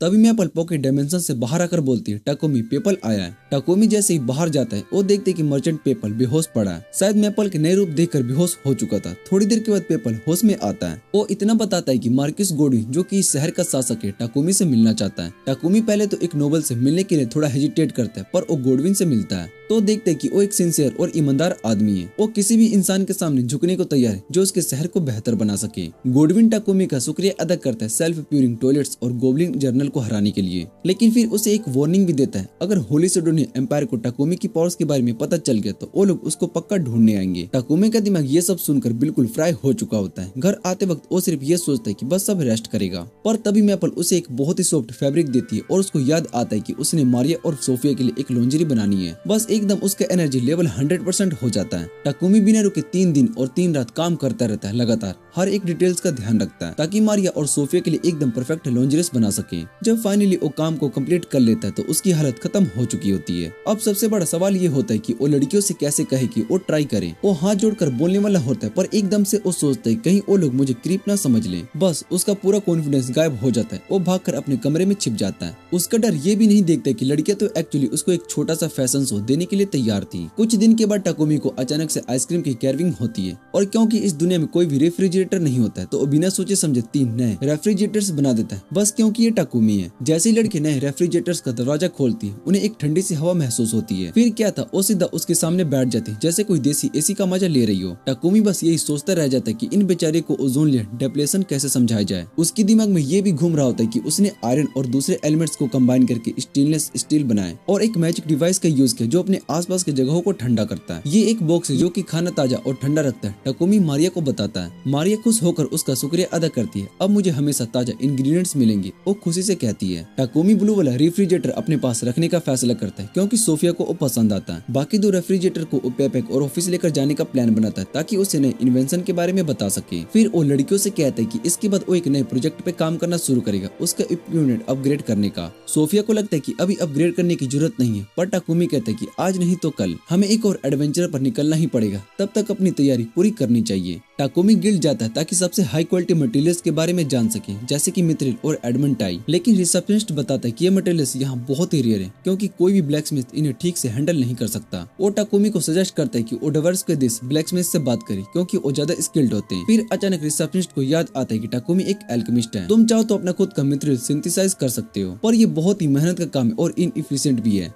टाकोमी सोच में पड़ जाता है। तभी रिसेप्शनिस्ट एक और तरीका बताता है। नॉर्थ वेस्ट में एक माइन है जहाँ पर मिथ्रिल और एडमंटाइन डायरेक्टली एक्सट्रैक्ट किया जाता है, पर दिक्कत ये थी कि सिर्फ ब्लैकस्मिथ गिल्ड के मेंबर्स ही वहाँ पर एंटर कर सकते हैं। फिर रिसेप्शनिस्ट एक लूप होल ढूंढ निकालता है। अगर टाकोमी एक क्वेस्ट को एक्सेप्ट कर ले जो कि माइन के मोस्टर को डिफीट करने का है, तो वहाँ पर जाकर मिथ्रिल और एडमंटाइन भी माइन कर सकता है। टाकोमी को ये आइडिया पसंद आता है। टाकोमी भी प्लान बना रहा होता है, तभी अचानक गिल्ड मास्टर उसके पीछे खड़ा होता है और वो कहता है कि तुम्हारे लिए एक और गुड न्यूज है। टाकोमी थोड़ा घबरा जाता है क्योंकि एक गंजा आदमी उसके काफी करीब आ गया होता है। गिल्ड मास्टर बताता है कि शहर में ट्रेंट वुड की कमी हो रही है। ये एक खास लकड़ी जो कि ट्रेंट्स नाम के ट्री मोस्टर को हराने पर मिलती है और ट्रेंट्स उस माइन के रास्ते में भी मिलते हैं। टाकोमी को समझ में नहीं आता कि वो खुश है या फिर दुखी, लेकिन वो ये क्वेस्ट को एक्सेप्ट कर लेता है क्योंकि ये वैसे भी उसके रूट में ही पड़ता है। फिर गिल्ड मास्टर एक और काम उसके सर पर डाल देता है। एक ब्लैकस्मिथ गिल्ड से एक ब्लैकस्मिथ ने बॉडीगार्ड की रिक्वेस्ट की है जो माइन तक सेफली पहुंचा सकता है। गिल्ड मास्टर चाहता है कि टाकोमी भी ये एक्सेप्ट करे। टाकोमी को महसूस होता है कि उस पर एकदम काम का पहाड़ गिर गया है, पर जब गिल्ड मास्टर कहता है कि अगर ये सक्सेसफुली कंप्लीट हो गया तो उसके और लड़कियों के रैंक्स को प्रमोट कर दिए जाएंगे, तो वो हाँ बोल देता है। टाकोमी रिसेप्शनिस्ट से पूछता है कि माइन तक पहुंचने में कितना टाइम लगेगा। रिसेप्शनिस्ट बताता है कि अगर वो नॉर्मल घोड़े से जाए तो उसे एक हफ्ता लगेगा, लेकिन अगर मोस्टर्स हीरो का यूज करे तो सिर्फ 4 दिन। टाकोमी सोच ही रहा होता है कि अब मोस्टर्स हीरोज का इंतजाम कैसे करे। तभी अचानक से एक जाने पहचाने चेहरे के साथ रेड हेड एडवेंचरर रील वहाँ पर आता है। वो वही लड़का है जिसे टाकोमी ने पहली बार विलेज से निकलते वक्त मिला था। रील और टाकोमी एक दूसरे से कैचअप करते हैं और फिर रील गिल्ड मास्टर को बताता है कि उनकी पार्टी एक बुफेलो हंट करके लेकर आई और वो इसे स्पॉइल होने से पहले डिलीवर करने वापस आया है। टाकोमी सोचता है कि अब देखना पड़ेगा कि ये मोस्टर्स हीरोज वापस कब मिलते हैं, नहीं तो पूरा एक हफ्ता लग जाएगा।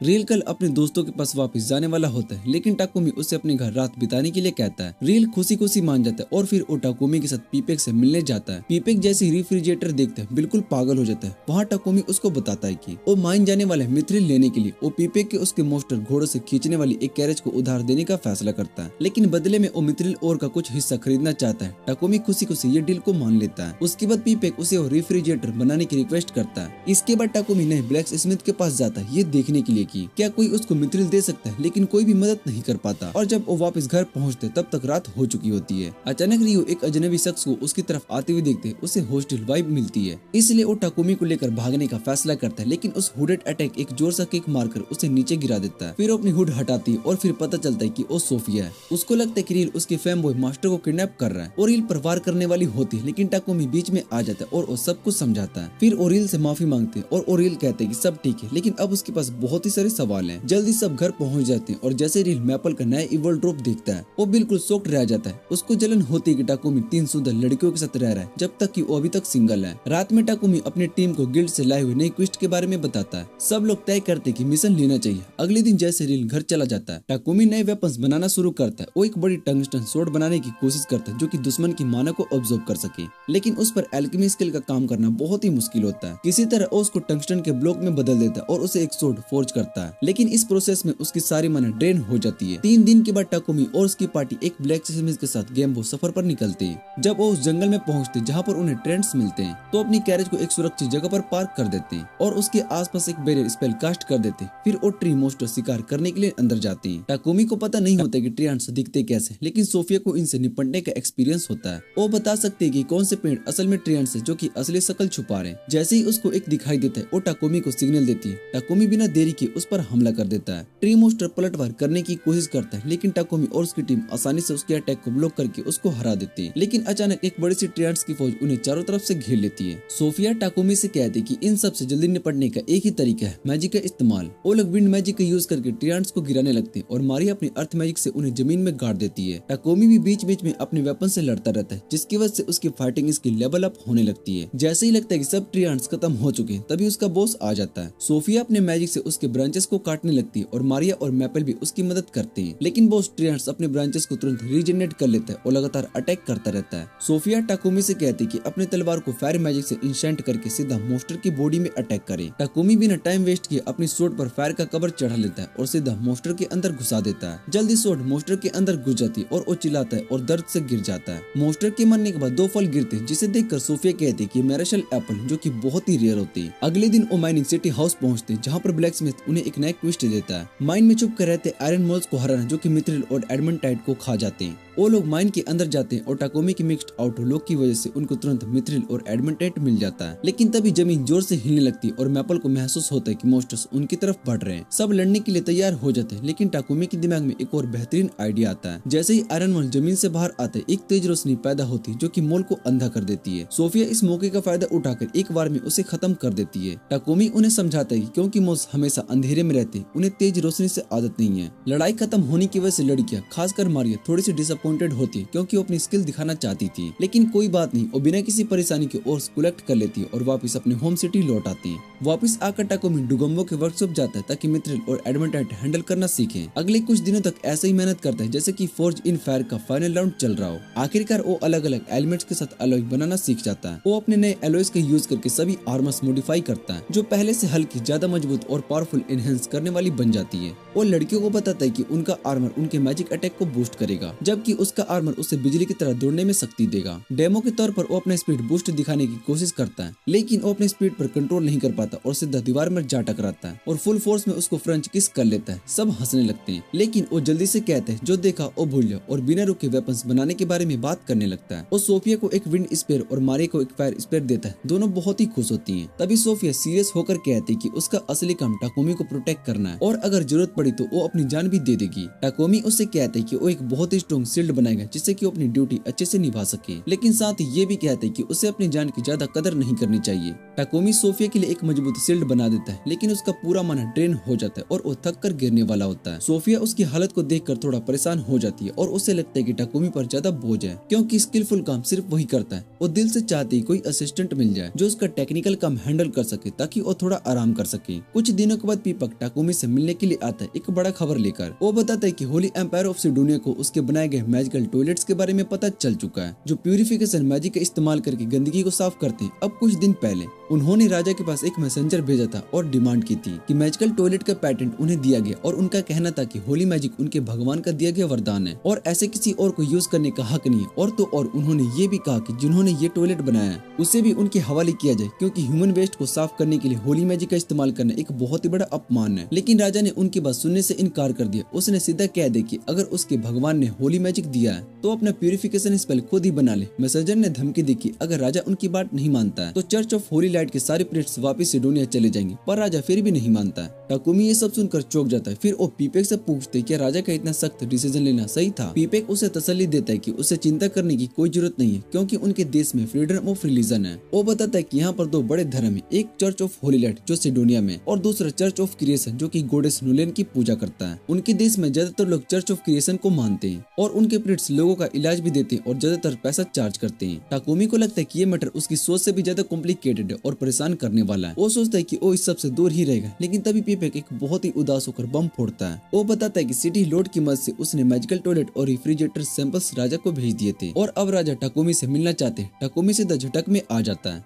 लेकिन पेपेक उसे बहुत ही रिक्वेस्ट करता है कि एक बार जाकर राजा से मिलने में कोई परेशानी क्रिएट नहीं किए। आखिरकार टाकोमी हाथ उठा देता है और वो कह देता है कि ठीक है, वो जाएगा। रात को वो अपनी गर्ल्स को ये बात बताता है। वो कहता है कि एक हफ्ते में उन्हें कैपिटल के लिए निकलना होगा और इससे पहले उसे बहुत ही सारे काम करने। सबसे पहले वो डार्क एलिमेंट्स स्टोन का यूज करके नई क्लॉक्स बनाएगा ताकि लड़की अपनी प्रेजेंस छुपा सके और आराम से इधर उधर घूम सके। उसके बाद सोफिया और मारिया मार्केट में चली जाती है ग्रोसरी शॉपिंग के लिए और टाकोमी सीधा चर्च चला जाता है गोडेस नोलेन से बात करने के लिए। नोलेन उसे रिले में बुला लेती और थोड़ा चिढ़ते हुए पूछती क्या वो बिना किसी ऑफरिंग के उससे प्रार्थना करने के लिए आया है। उसे पता चलता है कि टाकोमी रॉयल कैपिटल के लिए जा रहा है तो वो उससे कहते कि अगर उसे कुछ दे तो उसकी यात्रा सुरक्षित बनाने में वरदान दे सकती है। टाकोमी सीधा जवाब देता है और वो कहते हैं कि पहले उसको आपसे कुछ सवाल करना है। वो एनेट के बारे में पूछते जो कि चर्च ऑफ डिवाइन लाइट की गोडेस है। नोलेन इस सवाल का प्रॉपर जवाब नहीं देती है। वो सिर्फ इतना कहती कि सिर्फ वही असली गोडेस है और एनेट के बारे में टाकोमी को वक्त आने पर सब कुछ पता चल जाएगा। टाकोमी अब सीधा मुद्दे पर आता है और वो नोलेन से पूछते कि सिडोनिया एम्पायर अब उसमें इंटरेस्ट क्यों लेना शुरू कर रहा है और जो हीरोज दूसरी दुनिया से बुलाए गए थे उनका क्या हुआ। नॉर्मली दूसरी दुनिया से हीरोज को बुलाना काफी बड़ा हंगामा क्रिएट करता, लेकिन अब तक उसने एक भी हीरो के बारे में कुछ भी नहीं सुना। नोलेन थोड़ी सी घबरा जाती और फिर वो हल्के से हिचकिचाती है और साथ में बताती कि उसने जब टाकोमी को इस दुनिया में भेजा था तब उसने टाइम के साथ थोड़ा छिड़कानी कर देती। उसने टाकोमी को 1 साल पहले भेज दिया था। इसका मतलब है कि असली हीरोज को अभी बुलाया ही नहीं गया, बल्कि कुछ महीनों के बाद सिडोनिया उन्हें अपना समनिंग करने वाला है। टाकोमी ये सुनकर झटके में आ जाता है। वो गुस्से से पूछते कि नोलेन ऐसा क्यों कर रही है, लेकिन नोलेन सीधा जवाब देने की वजह वो बताती कि विजिटिंग टाइम ओवर हो गया और बिना किसी और एक्सप्लेनेशन के उसके माथे पर एक जोर से थप्पा मार देती है। जब टाकोमी होश में आता है तो वो फिर से चर्च में ही होता है। उसके दिमाग में सिर्फ एक ही सवाल घूम रहा होता है, नोलेन उससे क्या छुपा रही, लेकिन वो सोचते कि जब तक उसके हीरो से कोई लेना देना नहीं है तब तक इस बात की टेंशन लेना बेकार है। कुछ दिन के बाद वो सोफिया और मारी के लिए प्रेजेंट्स छुपाने वाले रोप्स रेडी कर लेता है। फिर वो अनाउंस करता है कि अब वो एक अपनी कैरेज बनाने वाला है, क्योंकि हर बार दूसरों के कैरेज को बोरो करना उसको पसंद नहीं आता। लड़की ये सुनकर बहुत ही एक्साइटेड हो जाती है और स्पेशली मारिया जो कहती है कि उसे कैरेज के लिए एक मोस्टर हीरो भी ढूंढना चाहिए। शायद अगर किस्मत अच्छी रहे तो कोई पावरफुल बीस्ट भी मिल सकती है। सब तुरंत फॉरेस्ट के लिए निकल पड़ते और मैपल बहुत ही एक्साइटेड होती है। उसके ग्रुप में एक मोस्टर आने वाला है। अचानक एक बड़ा वुल्फ मोस्टर झाड़ियों से बाहर आता है और उसकी तरफ दौड़ता है, लेकिन वो उन्हें इग्नोर करके सीधा उनके पास निकल जाता है। टाकोमी को तुरंत समझ में आ जाता है कि उसके प्रेजेंस छुपाने वाले रोप्स काफी अच्छा काम कर रहे हैं, लेकिन सोफिया को ये सब पसंद नहीं आता क्योंकि उसका तो फाइट करने का मूड था। थोड़ी देर के बाद उसे एक वाइल्ड बोर मोस्टर दिखाई देता है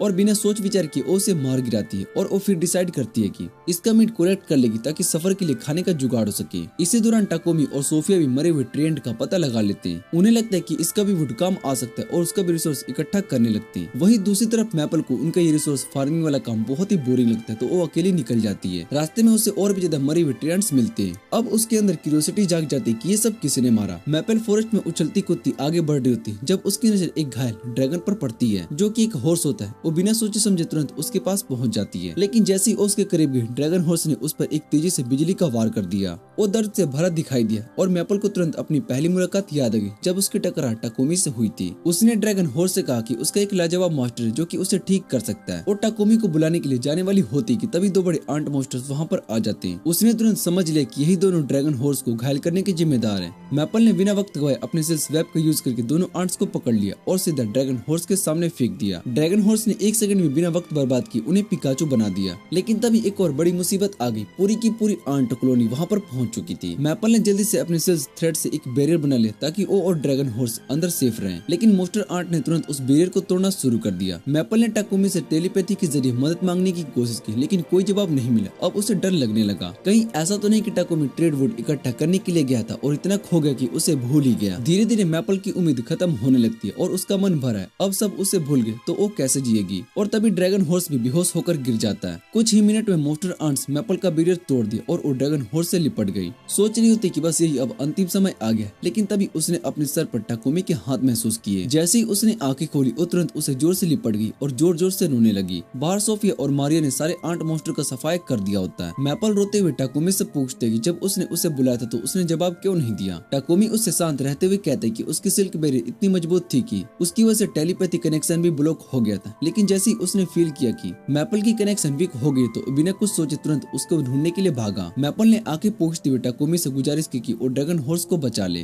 टाकोमी ने तुरंत अपनी हीलिंग मैजिक का यूज करनी चाहिए, लेकिन ड्रैगन हॉर्स अनकॉन्शियस होते हुए रेसिस्ट कर रहा था। इसके ऊपर से सोफिया को महसूस होता है कि मोस्टर उसकी तरफ बढ़ रहे हैं और टाकोमी से कहते कि अब उन्हें यहाँ से तुरंत निकलना होगा। मैपल ने ऑलमोस्ट रोना शुरू कर ही दिया। उसने टाकोमी से डार्क वेस्ट की कि वो ड्रैगन हॉर्स को यहाँ से ना छोड़े। अब टाकोमी के पास सिर्फ एक ही ऑप्शन बचा था। उसने ड्रैगन हॉर्स को मैपल के साथ अपनी पॉकेट डायमेंशन में डाल दिया। सोफिया ने तुरंत चेतावनी दी कि बिना कॉन्टैक्ट के किसी भी मोस्टर को पॉकेट डायमेंशन में रखना बहुत ही रिस्की हो सकता है। टाकुमी ने कैजुअली कहा, मैं बिल्कुल ठीक हूँ, लेकिन मिड सेंटेंस उसका पूरा शरीर कांपने लगा। वो बोला कि अगर वो कुछ माना पोषण पी लेता तो सब कुछ सही हो जाएगा, लेकिन पोषण लेने से पहले ही वो बेहोश हो गया। लड़कियां उसे तुरंत घर ले गई, लेकिन आधा दिन गुजरने के बाद भी वो होश में नहीं आया। सोफिया टेंशन में बोली, टाकुमी अनकॉन्शियस होते हुए भी ड्रैगन हॉर्स को अपनी पॉकेट डायमेंशन में बनाए रख रहा है और ये उसके शरीर पर बहुत ही स्ट्रेस डाल रहा है। अब सिर्फ एक ही तरीका है, मैपल को खुद अपनी तरफ से पॉकेट डायमेंशन ओपन करना होगा। सोफिया ने मैपल से कॉन्टेक्ट करने के लिए टाकुमी का हाथ पकड़ा, उसे जेंटली किस किया और माना फ्लो को फॉलो करते हुए मैपल तक पहुंच गई। उसने सबसे पहले ड्रैगन हॉर्स के बारे में पूछा तो मैपल ने बताया कि वो अभी भी डर रही है। उसे लगता है कि अगर उसे अचानक किसी अजनबी जगह पर लेकर गया तो उसे वोलेंटरी रिएक्ट कर सकती है। ये सुनकर सोफिया ने एक स्मार्ट आइडिया दिया। उसने कहा कि मैपल को वैसे ही एक बैरियर बनाना चाहिए जैसा कि उसने जंगल में बनाया था। इससे ड्रैगन हॉर्स को बाहर का कुछ दिखाई नहीं देगा और वो शांत रहेगी। मैपल को आइडिया पसंद आया और उसने डिसाइड किया कि वो ड्रैगन हॉर्स को गार्डन में ले जाएगी। फिर मारिया ने घर के दूसरे काम देखने का फैसला किया, जबकि सोफिया वही टाकुमी के साथ रुक गई। टाकुमी अगले दिन सुबह उठता है और वो देखते कि सोफिया उसका हाथ पकड़कर सोई हुई है। जैसे ही वो उठता है, सोफिया की आंखों में इमोशन आ जाते हैं और उसकी आंखों में आंसू चमकने लगते हैं। इस सीन को दूर से देख रही मारिया के अंदर का सिपर मोड एक्टिवेट हो जाता है और उन्हें क्वाइटली वॉच करने लगती है। थोड़ी देर के बाद टाकुमी गार्डन जाता है, जहाँ पर मैपल ड्रैगन हॉर्स का ध्यान रख रही होती है। वो उसे समझाते हैं कि उसका मास्टर उसकी हीलिंग कर सकते हैं, लेकिन उसे कोऑपरेट करना होगा। टाकुमी फिर अपनी फुल टेमिंग स्किल का यूज करके ड्रैगन हॉर्स को सक्सेसफुली टेम कर लेता है। उसके बाद वो एक पावरफुल हीलिंग स्पेल का यूज करता है, जो कि ड्रैगन हॉर्स के घाव को तुरंत भर देता है और उसकी रेजिडुअल एनर्जी से सिल्क बैरियर भी जलकर खत्म हो जाता है। सबको ये देखकर बहुत ही खुशी होती है और मैपल बहुत ही खुश होती है और वो टाकुमी से कहती है कि वो ड्रैगन हॉर्स का एक नाम रखे। टाकुमी सोचता है और उस ड्रैगन हॉर्स का नाम शमिलिया रख देता है। मैपल तुरंत शमिलिया से लिपट जाती है और उसका फैमिली में वेलकम करती है। कुछ दिन के बाद टाकुमी अपने ब्लैक्समिथ दोस्त के पास जाता है, क्योंकि उसने शमिलिया के लिए स्पेशल हॉर्स शूज बनाए हैं। इसी बीच सोफिया थोड़ी वोरिड होती है, क्योंकि टाकुमी रिसेंट दिनों से बहुत ही ज्यादा काम कर रहा है। उसको मर्चेंट पेपेक्स रेफ्रिजरेटर और पोषण का भी बहुत ही बड़ा ऑर्डर मिला है और ऊपर से उसका खुद भी काफी काम पेंडिंग है। सोफिया उसे फोर्स करती है कि वो थोड़ा रेस्ट कर ले, लेकिन टाकुमी हमेशा की तरह चिल्ड मोड में रहता है, मैं ठीक हूँ। उसके बाद वो एडवेंचरस गिल्ड जाता है, जहाँ पर जाकर वो देखता है कि एक लड़का किसी मोस्टर के बारे में जोर जोर से चिल्लाते हुए कमोशन क्रिएट कर रहा होता है। टाकुमी रिसेप्शनिस्ट के पास जाता है और उसे डिटेल्स मांगता है। रिसेप्शनिस्ट उसे एक रफ स्केच देती, जो कि उन लोगों ने बनाए होते जिन्होंने शहर के आसपास किसी अजीब मोस्टर को देखा था, लेकिन अब तक कोई भी अटैक या फिर डिस्ट्रक्शन नहीं हुआ, इसलिए गिल्ड ने इस बात को सीरियसली नहीं लिया। फिर रिसेप्शनिस्ट टाकुमी से पूछती कि वो यहाँ किस काम से आया है। जब उसे पता चलता है कि टाकुमी एक और पेट रजिस्टर करवाने के लिए आया है, तो वो कॉन्फिडेंट होता है कि अब वो किसी भी मोस्टर को देखकर शॉक नहीं होगा। टाकुमी कैजुअली अपनी पॉकेट डायमेंशन को ओपन करता है और शमिलिया अपना सर बाहर निकालती है। उसे बताती है कि मैपल सुरक्षित है और बस रिसेप्शनिस्ट का चेहरा तुरंत सफेद पड़ जाता है। उसकी आंखें स्क्रैच और शमिलिया मैपल कॉम्बो के शील्ड आउट को मैच करती है और उसका दिमाग तुरंत शॉर्ट सर्किट हो जाता है। पूरे गिल्ड में लोग पैनिक करने लगते हैं, क्योंकि सब पहचान जाते हैं कि जो मोस्टर उन्होंने देखा था वो ये दोनों ही थे। टाकुमी को समझाने का मौका भी नहीं मिलता कि ये क्या हो रहा है और तभी गिल्ड मास्टर एक एक्सट्रीम आवाज में चिल्लाता है, टाकुमी मेरे ऑफिस में आओ अभी के अभी जल्दी। दूसरी तरफ सोफिया एक बार फिर से उस स्लेव मर्चेंट के पास जाती है, जिसके पास वो कभी हुआ करती थी। वो उससे पूछती है क्या उसके पास कोई ऐसा स्लेव है जो टाकुमी की टेक्निकल काम में मदद कर सके। गोथ मोमी उसे बताती कि फिलहाल उसके पास ऐसा कोई भी नहीं है, लेकिन वो अपने बिजनेस के दोस्तों से बात करिए, शायद कोई मदद मिल सके। गोथ मम्मी ये भी कहती कि सोफिया पहले से काफी बदल चुकी है जब से उसने टाकुमी के साथ कॉन्ट्रैक्ट साइन किया है। सोफिया इस बात को समझ नहीं पाती और उसका शुक्रिया अदा करके वहाँ से निकल जाती है। रास्ते में उसकी मुलाकात मारिया से होती है, जो कि ग्रोसरी शॉपिंग कर रही होती है। दोनों सोचती है क्यों न टाकुमी को ब्लैक स्मिथ की शॉप ले आए, लेकिन जैसे ही वो वहाँ पर पहुँचती है दोनों हैरान रह जाती है। टाकुमी लकड़ी के ढेर पर सो रहा होता है और नींद में एक लकड़ी से लिपटा हुआ होता है। ब्लैक स्मिथ उन्हें बताता है कि टाकुमी इतना थक गया था कि बीच में ही बेहोश हो गया। अभी कोई दिक्कत की बात नहीं, लेकिन अगर उसने ऐसे ही काम किया तो एक दिन हमेशा के लिए सो जाएगा। आखिर अगले दिन टाकुमी अपना लग्जरियस कैरेज पूरा कर ही लेता है। जब लड़कियां उस कैरेज को देखती है तो वो बिल्कुल चौंक जाती है, क्योंकि वो अंदर से बहुत ही बड़ा होता है। टाकुमी उन्हें बताता है कि उसने बचपन में डॉक्टर हु बहुत ही देखा है, इसलिए उसने स्पेशल मैजिक का यूज करके कैरेज के अंदर का एरिया एक्सपेंड कर दिया। कैरेज के अंदर एक पूरा घर बना होता है जिसमें एंटी शेकिंग फीचर है, जिससे कि सफर के दौरान बिल्कुल भी हिलने का एहसास नहीं होगा। सोफिया कहती है कि ये शायद पूरे कॉन्टिनेंट में सबसे लग्जरियस कैरेज होगा, लेकिन मारिया जो एक प्रॉपर लेडी है इस बात से खुश होती है कि वो सफर के दौरान घर के काम भी कर सकेगी। जल्दी सब राजधानी के लिए निकल जाते हैं और शमिलिया तेजी से भागती है कैरेज को खींचते हुए। मारिया और मैपल कैरेज चलाकर बहुत ही ज्यादा एंजॉय करती है, जबकि अंदर टाकुमी और सोफिया को एक बार भी हिलने का एहसास नहीं होता। शमिलिया के इतना दौड़ने के बाद उसका लेवल भी बढ़ चुका होता है और कुछ समय के बाद टाकुमी और उसकी पार्टी पीपेक और लॉर्ड गॉडविन से मिल जाते हैं। पीपेक टाकुमी के कैरेज को देखने में बहुत ही इंटरेस्टेड होता है और जैसे ही वो अंदर जाता है उसकी आंखें चुंधिया जाती है और लग्जरियस फीचर देखकर तुरंत ही टाकुमी से सवाल पूछने लगता है और कहता है कि वो इस सीक्रेट को जानने के लिए बहुत ही अच्छी रकम देगा। लेकिन गॉडविन उसके सर पर एक कराटे कोप मार देता है और वो कहता है कि शांत हो जाओ। पीपेक थोड़ा शांत हो जाता है और गॉडविन टाकुमी की कैरेज की तारीफ करने लगता है। वो कहते हैं कि ये सच में एक बहुत ही अद्भुत क्रिएशन है और अगर उसके पास ऐसा कैरेज होता तो उसका और उसके टेरिटोरी का नाम बहुत ही ऊंचा हो जाता। टाकुमी को समझ में आता है कि गॉडविन भी उससे एक ऐसा ही कैरेज बनवाना चाहता है, लेकिन उसको ये सोचकर टेंशन होने लगती है कि नोबल इसके लिए कितने पैसे देने वाला है। जब गॉडविन कहते हैं कि वो 100 प्लेटिनम कॉइन देगा तो टाकुमी बहुत ही शौक हो जाता है। ये इतने पैसे होते हैं कि वो जापान में होता तो बिलियनर्स बन ही चुका होता। आखिर वो जल्दी सफर पर निकल जाते हैं और कुछ दिनों के बाद रॉयल कैपिटल पहुंच जाते हैं। जैसे ही वो अपने लॉज में पहुंचते ही पीपेक टाकुमी से कहता है कि उसे एक ऐसा कैरेज बनाकर किंग को प्रेजेंट करना चाहिए जैसा उसके पास है। उसका कहना है कि किंग इस कैरेज को देखेगा तो टाकुमी की कला का मुहा मांगेगा और उसको एक बहुत ही बड़ा रिवॉर्ड देगा। लेकिन पीपेक को यकीन है कि सिर्फ 5 दिन में कैरेज बनाना बहुत ही मुश्किल होगा, इसलिए वो टाकुमी को मशवरा देता है कि जैसे ही वो घर पहुंचता है काम शुरू कर दे। लेकिन टाकुमी कहता है कि 5 दिन काफी है, क्योंकि अगर उसने इतनी जल्दी कैरेज बना लिया तो सबके लिए कन्वीनियंट रहेगा। बस उसको मटेरियल्स और एक जगह चाहिए काम करने के लिए, जो पीपेक खुशी खुशी अरेंज करने के लिए तैयार हो जाता है। उसी दिन रात को टाकुमी लड़कियों को पीपेक के प्लान के बारे में बताता है। वो उन्हें इन्फॉर्म करता है कि उसके काम करने के लिए ब्रूटोन नाम के आदमी के स्लेव कंपनी की जगह अरेंज की गई है। ये सुनते ही सोफिया तुरंत पहचान जाती है, क्योंकि उसने गोथ मोमी और ब्रूटोन का नाम सुना होता है। वो कहती है कि उसकी कंपनी रिलायबल और काफी फेमस है। टाकुमी को इससे कोई लेना देना नहीं होता है, वो सीधा अपने ब्लूप्रिंट्स देखने लगता है। लेकिन तभी सोफिया उससे कहती है कि उसको एक असिस्टेंट की जरूरत है प्रोडक्शन में मदद कर सके, जो क्योंकि वो अपनी हेल्थ को खराब कर रहा है। टाकुमी इंसिस्ट करता है कि वो ठीक है, लेकिन सोफिया गुस्से से कहती है कि कोई भी चीज उसकी सेहत से ज्यादा इम्पोर्टेंट नहीं है।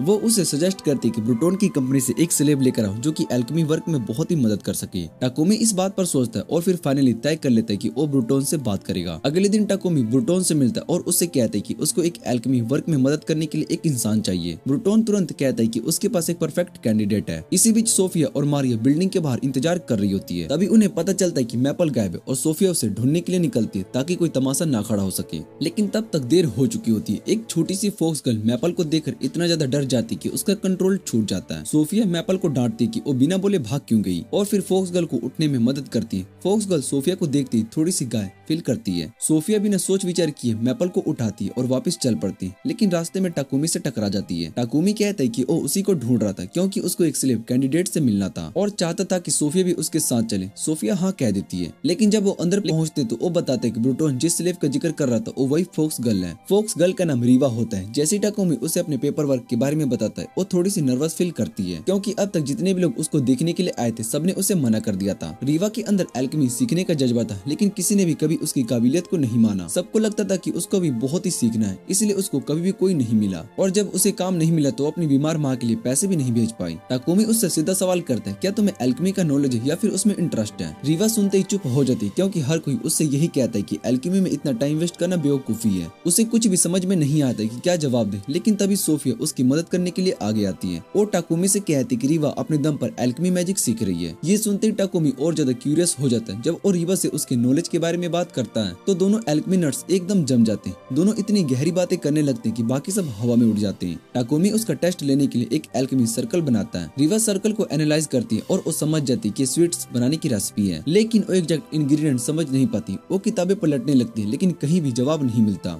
धीरे धीरे उसका डिप्रेशन बढ़ने लगता है और उसको लगता है कि वो फिर से रिजेक्ट होने वाली है। आखिर में जब कुछ समझ में नहीं आता तो वो रोने लगती है। रोती हुई वो टाकुमी से कहती कि एल्केमी सर्कल एक ऐसे इंग्रेडिएंट की बात कर रहा है जो कि हमारे गांव में नहीं मिलता। उसके दिल में डर बैठ जाता है कि शायद उसने फिर से एक और मौका गवा दिया। लेकिन तभी टाकुमी एकदम कैजुअल तरीके से उठता है, हाथ बढ़ाता है और वो कहता है कि welcome to the party. Reva बहुत ही शौक में चली जाती, लेकिन मैंने तो जवाब ही नहीं दिया। टाकुमी मुस्कुराता है और वो कहता है कि जो अंडरस्टैंडिंग रीवा ने दिखाई वो उसके टेस्ट को पास करने के लिए काफी थी। Slave trade contract spell use करके रीवा को ओनरशिप टाकुमी को ट्रांसफर कर देता है। टाकुमी उससे कहता है कि उसे डेली वेजेस मिलेंगे और स्केल के हिसाब से उसको राइसेस भी मिलता रहेगा। लेकिन रीवा एक रिक्वेस्ट करती है, मेरी सारी सैलरी मेरे गांव में भेज देना। टाकुमी थोड़ा हैरान हो जाता है। वो पूछता है कि ऐसा क्यों? रीवा समझाती कि उसने अपनी माँ और छोटे भाई के लिए खुद को स्लेव बेच दिया ताकि वो थोड़ी देर तक पैसा कमा सके, लेकिन वो पैसा हमेशा नहीं चलेगा, इसलिए वो चाहती कि उसके गांव वालों को मदद मिलती रहे। टाकुमी थोड़ा कंफ्यूज होता है, क्योंकि अगर रीवा कभी पैसा नहीं बचा पाई तो वो कभी भी अपनी फ्रीडम को नहीं खरीद सकेगी। लेकिन सोफिया उससे कहती है कि इस बात को लेकर ज्यादा मत सोचो टाकुमी, अगर वो तुम्हारे साथ रहेगी तो उसकी स्किल और बढ़ेगी और एक दिन उसकी पे उतनी बढ़ जाएगी उसको जिंदगी भर किसी चीज की कमी नहीं होगी। टाकुमी ये बात समझ जाता है और फाइनली रीवा की कंडीशन को एक्सेप्ट कर लेता है। टाकुमी रीवा को बाकी टीम से मिलवाने लेकर जाता है, लेकिन जैसे ही मारिया और मैपल उसे देखती एकदम ओवर एक्साइटेड हो जाते हैं। टाकुमी चिल करने को कहता है, लेकिन मारिया और मैपल का कहना है कि हम सिर्फ नए मेंबर को वार्म वेलकम देना चाहते थे। रीवा उनकी ईमानदारी और एक्साइटमेंट को देखकर इमोशनल हो जाती है। उसको महसूस होता है कि ये लोग अलग है, यहाँ काम करना सच में मजेदार होगा। बाद में टाकुमी रीवा को उनके इनके बैकयार्ड में लेकर जाता है, जहाँ वो अपनी एल्केमी से एक एडमंटाइट कैरेज फार्म बनाता है। रीवा की आंखें चमक उठती जब वो मास्टर को काम करते हुए देखती है, और टाकुमी उसे बताता है कि उतना कॉम्प्लेक्स नहीं है जितना वो सोच रही है। जब रीवा फार्म को क्लीन और पॉलिश करती है तो उसको थोड़ा सा डाउट होता है कि शायद से वो ये नहीं कर पाएगी, लेकिन टाकुमी उसे बताता है कि इस कैरेज का स्पेल फॉर्मूला वही है जो कि कैंडी का था, उसने पहले दिखाया था। जो इसके अलावा वो मानता है कि रीवा के अंदर जो एक्साइटमेंट और पैशन एल्केमी के लिए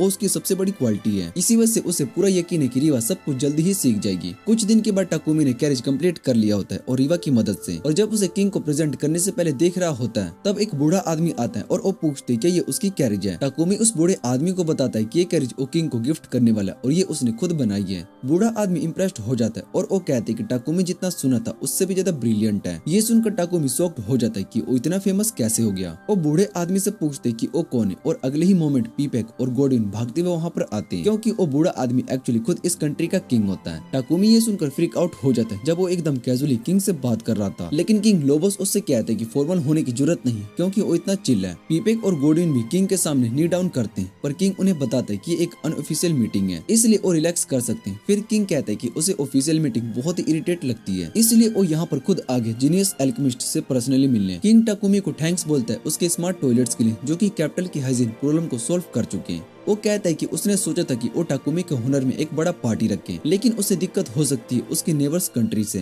टाकुमी ये बात समझ जाता है और किंग लोबोस को थैंक यू बोलता है कि उसने सोडेनिया एम्पायर से अब तक उसकी रक्षा की। उसके बाद टाकुमी किंग को कैरेज प्रेजेंट करता है और अपना रिवॉर्ड लेता है और फिर वापस अपने घर चला जाता है। दूसरी तरफ किंग अपने असिस्टेंट को कहता है कि कोई भी यह बात नहीं जाने की उसने टाकुमी से पर्सनली मिला है। असिस्टेंट उससे कहता है कि वो इस बात का ध्यान रखेगा, पर जैसे ही टाकुमी के यूनिक मैजिक डिवाइस एक्सपोर्ट होने लगेंगे वो उतना ज्यादा फेमस हो जाएगा जितना उसने कभी सोचा भी नहीं था। कुछ दिन के बाद टाकुमी अपने घर वापस आता है और इस बार वो ऑफिशियली पीपक से उसका घर खरीद लेता है, सिर्फ रेंट पर लेने की वजह। ये सब सेटल होने के बाद वो अपनी स्लेव की सैलरी के बारे में बात करना चाहता है, लेकिन मारिया और सोफी किसी भी तरह का पैसा लेना नहीं चाहती क्योंकि वो उनकी जरूरतों को पूरा कर रही है, और टाकुमी उन्हें वैसे कभी कभी पॉकेट मनी दे देता है। टाकुमी को ये बात पसंद नहीं आती क्योंकि उसे लगता है कि जैसे वो कोई लालची कैपिटलिस्ट है जो कि अपने एम्प्लॉय को अंडर पे करता है। वो उन्हें समझाता है कि उन्हें अपने फ्यूचर के बारे में भी सोचना चाहिए, स्पेशली जब उनका कॉन्ट्रैक्ट उसके साथ खत्म हो जाएगा। पर सोफिया सीधा डिक्लेयर करती है कि वो तो एक एल्फ है जो कि टाकुमी से कई ज्यादा जिएगी, और उसने डिसाइड कर लिया कि वो अपनी बची हुई जिंदगी टाकुमी के कब्र की रक्षा करने में बिताएगी। मारिया भी पीछे नहीं हटती, वो बस ये कहती कि उसका सिर्फ एक ही सपना है, वो बस एक दिन ज्यादा जीना चाहती है टाकुमी से, ताकि उसकी कब्र टाकुमी के बगल में हो। टाकुमी ये सुनकर चुप हो जाता है, उन सिंपियों को देखता रह जाता है। अगले दिन रीवा टाकुमी के पास आती है और वो कहती कि वो भी एक एडवेंचर रजिस्टर करवाना चाहती है ताकि वो अपना लेवल अप कर सके और उसके लिए भी यूजफुल हो सके। टाकुमी को ये सॉलिड आइडिया बहुत ही अच्छा लगता है और वो बिना टाइम वेस्ट के उसका रजिस्ट्रेशन करवा देता है। रिसेप्शनिस्ट ये भी अरेंज कर देता है कि रीवा की हर महीने की सैलरी का हिस्सा उसके आधे घर वालों को भेज दिया जाएगा। फिर रिसेप्शनिस्ट टाकुमी से कहते हैं कि अब वो एक एडवेंचरिंग पार्टी का नाम सोच ले क्योंकि वो लोग ऑलरेडी गिल्ड के स्ट्रॉन्गेस्ट लोगों में से बन चुके हैं। पर टाकुमी बिल्कुल सीधा बोलता है कि उसको एडवेंचर बनना ही था, वो तो इसके लिए बना ही नहीं था। गलती से ये बात गिल्ड मास्टर सुन लेता है और बिना टाकुमी के परमिशन के उसको ट्रेन करने का डिसीजन ले लेता है। टाकुमी बस एक तरफ से बल्डी का टाकुमी को लेफ्ट और राइट से पीटने का काम बिना किसी भी तरह के मर्सी के रीवा बस हुनर में देखती रहती है। जब वो अपने बॉस को बस उठाते हुए देखती है, गिल्ड मास्टर हार कर टाकुमी से पार्टी का नाम सोचने के लिए कहता है ट्रेनिंग के बीच में, और हर बार जब टाकुमी कोई क्रिंज नाम जैसे कि डैडी पार्टी सोचता है तो वो हवा में एकदम रॉकेट की तरह उड़ा दिया जाता है। जब टाकुमी घर वापस आता है तो वो पूरा का पूरा थक चुका होता है। वो लड़कियों से रिक्वेस्ट करता है कि कोई अच्छी सी पार्टी का नाम बताओ ताकि वो अगले दिन बड़ी टॉर्चर से बच सके। मारिया और ईवा जो भी आइडिया देती है टाकुमी को बस ये लगता है कि उसे और बुरी तरीके से पिटाई होने वाली है। दूसरी तरफ सोफिया पूरा गुस्सा हो जाती है कि गिल्ड मास्टर ने टाकुमी का ये हल कर दिया, उसका बस चले तो उस बूढ़े गंजे को तुरंत सबक सिखा दे, लेकिन टाकुमी उसे रोक लेता है और वो ये कहता है कि बस वो ट्रेनिंग था और इसकी वजह से उसके कुछ यूजफुल स्किल लेवल अप भी हो चुके हैं। ये सुनकर सोफिया थोड़ी शांत हो जाती है, पर टाकुमी को अंदाजा हो जाता है कि उसके प्रॉब्लम्स अभी खत्म नहीं हुए। अगले दिन ओरिवा को एक मैजिक रिंग देता है जो कि उसके स्पेल को जल्दी एक्टिवेट कर सके और एक मैजिक स्टाफ उसकी पावर बूस्ट कर सके। टाकुमी मैपल को भी एक वेपन देता है, वुल्वरिन जैसा एक डेडली क्लॉ, ताकि वो भी फाइट कर सके। इसके बाद गिल्ड मास्टर वापस आता है उसकी ट्रेनिंग कंटिन्यू करने के लिए, और हर बार जब टाकुमी एक बेकार पार्टी का नाम बताता तो उसको धरती में चिपका देता। टाकुमी को लगता है कि अगर ऐसे ही चलता रहा तो सोफिया एक दिन सच में स्नैप कर देगी और उस बुड्ढे की पूरी करियर की वाट लगा देगी। लेकिन बहुत ही हैरानी की बात यह है कि इस बार सोफिया भी उसके खिलाफ हो जाती है और टाकुमी से कहती है कि इतना कमजोर बनना बंद करे और गिल्ड मास्टर के अटैक से बचना भी सीखे। टाकुमी बस चुप रह जाता है क्योंकि वो तो अब अकेला ही फंस गया था। उसके बाद सब लोग गिल्ड में जाते हैं जहाँ पर सबजेक्ट उन्हें एक एस्कॉर्ट मिशन देता है। टाकुमी थोड़ा डाउट में होता है कि क्या वो ये कर भी पाएगा या फिर नहीं, लेकिन उसकी लड़कियां काफी एक्साइटेड होती है क्योंकि इस मिशन से उनका रैंक बढ़ने वाला है और टाकुमी बस हाथ जोड़कर मिशन एक्सेप्ट कर लेता है। कुछ देर के बाद वो लोग निकल पड़ते एक सीनियर एक्सक्लूसिव गार्ड बनाने के लिए जो कि पीपेक्स कंपनी का है। वो टाकुमी को बताता है कि प्यूरिफिकेशन डिवाइस को बेचने के लिए जा रहा है एक दूर शहर में जो अपने डेयरी प्रोडक्ट्स के लिए बहुत ही फेमस है। टाकुमी को सुनकर शौक लगता है कि इस दुनिया में डेयरी प्रोडक्ट्स भी एग्जिस्ट करते हैं, लेकिन उसके एक्साइटेड होने का इतना टाइम नहीं मिलता क्योंकि उसकी लड़कियां उसको वार्न करती कि सामने मॉन्स्टर्स है। एक तरफ यूनिकॉर्न वुल्व्स और दूसरी तरफ गॉब्लिन्स, दोनों के बीच में बहुत ही तगड़ी लड़ाई चल रही होती है। मैपल सीधा बोलती है कि बस बहुत हो गया और वो शेमिलिया को कमांड दे देती है। सबको पिकाचू जैसा इलेक्ट्रोक्यूट देकर एक सेकंड में सबकी गेम ओवर हो जाती है। कुछ दिन के बाद वो लोग अपने डेस्टिनेशन पहुंच जाते हैं जब तक मर्चेंट अपना बिजनेस करता है। टाकुमी डिसाइड करता है कि वो अपनी पार्टी के साथ कुछ डेयरी बेस्ड डिश ट्राई करेगा। वो एक रेस्टोरेंट में जाकर क्रीम स्ट्यू ऑर्डर करता है। टेस्ट उतना अच्छा नहीं होता जितना कि अर्थ पर मिलता है, पर उदासी फील हो जाती है। रात में वो ग्रिल्ड चीज और सैंडविच ट्राई करता है और नॉस्टैल्जिया और भी ज्यादा हिट करता है। अब उसका मन कर रहा होता है कि उसको बस किसी तरीके से राइस मिल जाए। तभी सोफिया उसको बताती कि राइस जैसा एक कॉर्प एग्जिस्ट करता है पर वो उसकी कंट्री में प्रोड्यूस नहीं होता। टाकुमी ये सुनकर एकदम खुश हो जाता है, लेकिन अगले ही सेकंड में मारिया उसको बताती है कि वो राइस कैपिटल में बेच रहे थे। ये सुनकर टाकुमी का दिल टूट जाता है क्योंकि उसके हाथ से एक गोल्डन अपॉर्चुनिटी निकल गई। सोफिया उससे पूछती है कि इतना डिप्रेस्ड क्यों है राइस खाने के लिए। टाकुमी ओवेसली उसको ये नहीं बता सकता था कि वो एशियन है क्योंकि उसको समझ में नहीं आएगा, इसलिए वो बस कैजुअली बोल देता है कि उसने बस राइस के बारे में सुना है और उसको ट्राई करना चाहता है। फिर वो क्वेश्चन वापस सोफिया पर डाल देता है। वो पूछते है जब से वो अपने घर से दूर आई है क्या उसको कभी भी नॉस्टैल्जिया फील होती है या फिर उसको अपने घर का खाना याद आता है, लेकिन स्ट्रेट जवाब देने की वजह वो सीधा टाकुमी के बूट्स को लीक करना शुरू कर देती है। एक दिन वो लड़की कहती कि वो कई सालों तक एक शराब की वजह से पिंजरे में बंद थी जब तक कि टाकुमी ने उसको आजादी नहीं दी। उसने कहा कि अपनी अब हर एक पल का आनंद लेती है और नए एडवेंचर के लिए बहुत ही खुश रहती है। फिर वो टाकुमी का धन्यवाद करती कि उसने उसको पंख दिए और तभी टाकुमी के दिमाग में पार्टी के नाम का एक नया आइडिया आता है। उसको याद आता है कि जब वो इस दुनिया में आया था तब उसको भी पंख मिले थे और वो पंख उसको गोडेस नोलेन ने दिए थे। फिर वो लड़कियों से पूछते कि विंग्स ऑफ नोलेन नाम कैसा रहेगा। सबको ये नाम बहुत ही कूल और स्टाइलिश लगता है। 2 दिन के बाद सब अपना मिशन पूरा करके घर लौट आते हैं, लेकिन जैसे ही वो लोग घर के अंदर आते टाकुमी अचानक कमजोर महसूस करने लगता है। उसको तुरंत समझ में आता है कि घर के अंदर जहरीला गैस भरा हुआ है क्योंकि अब बहुत ही देर हो चुकी होती क्योंकि जो सुपारी किलर्स उन पर हमला करने आए थे उन्होंने उनके साथी लड़कियों को बंदी बना लिया होता है। सब पॉइजन की वजह से इतने कमजोर हो चुके होते कि लड़ भी नहीं पाते। तभी एक किलर टाकुमी के पास आकर उसको मारने वाला होता ही, लेकिन मैपल जो पॉकेट डायमेंशन में छुपी होती है एकदम से बाहर आती है और उस असासिन को मार देती। इससे टाकुमी को गिराने का मौका मिल जाता है। दूसरा असासिन अपनी बंदी बनाई लड़कियों को छोड़कर आगे सीधा टाकुमी पर अटैक करने के लिए भागता है,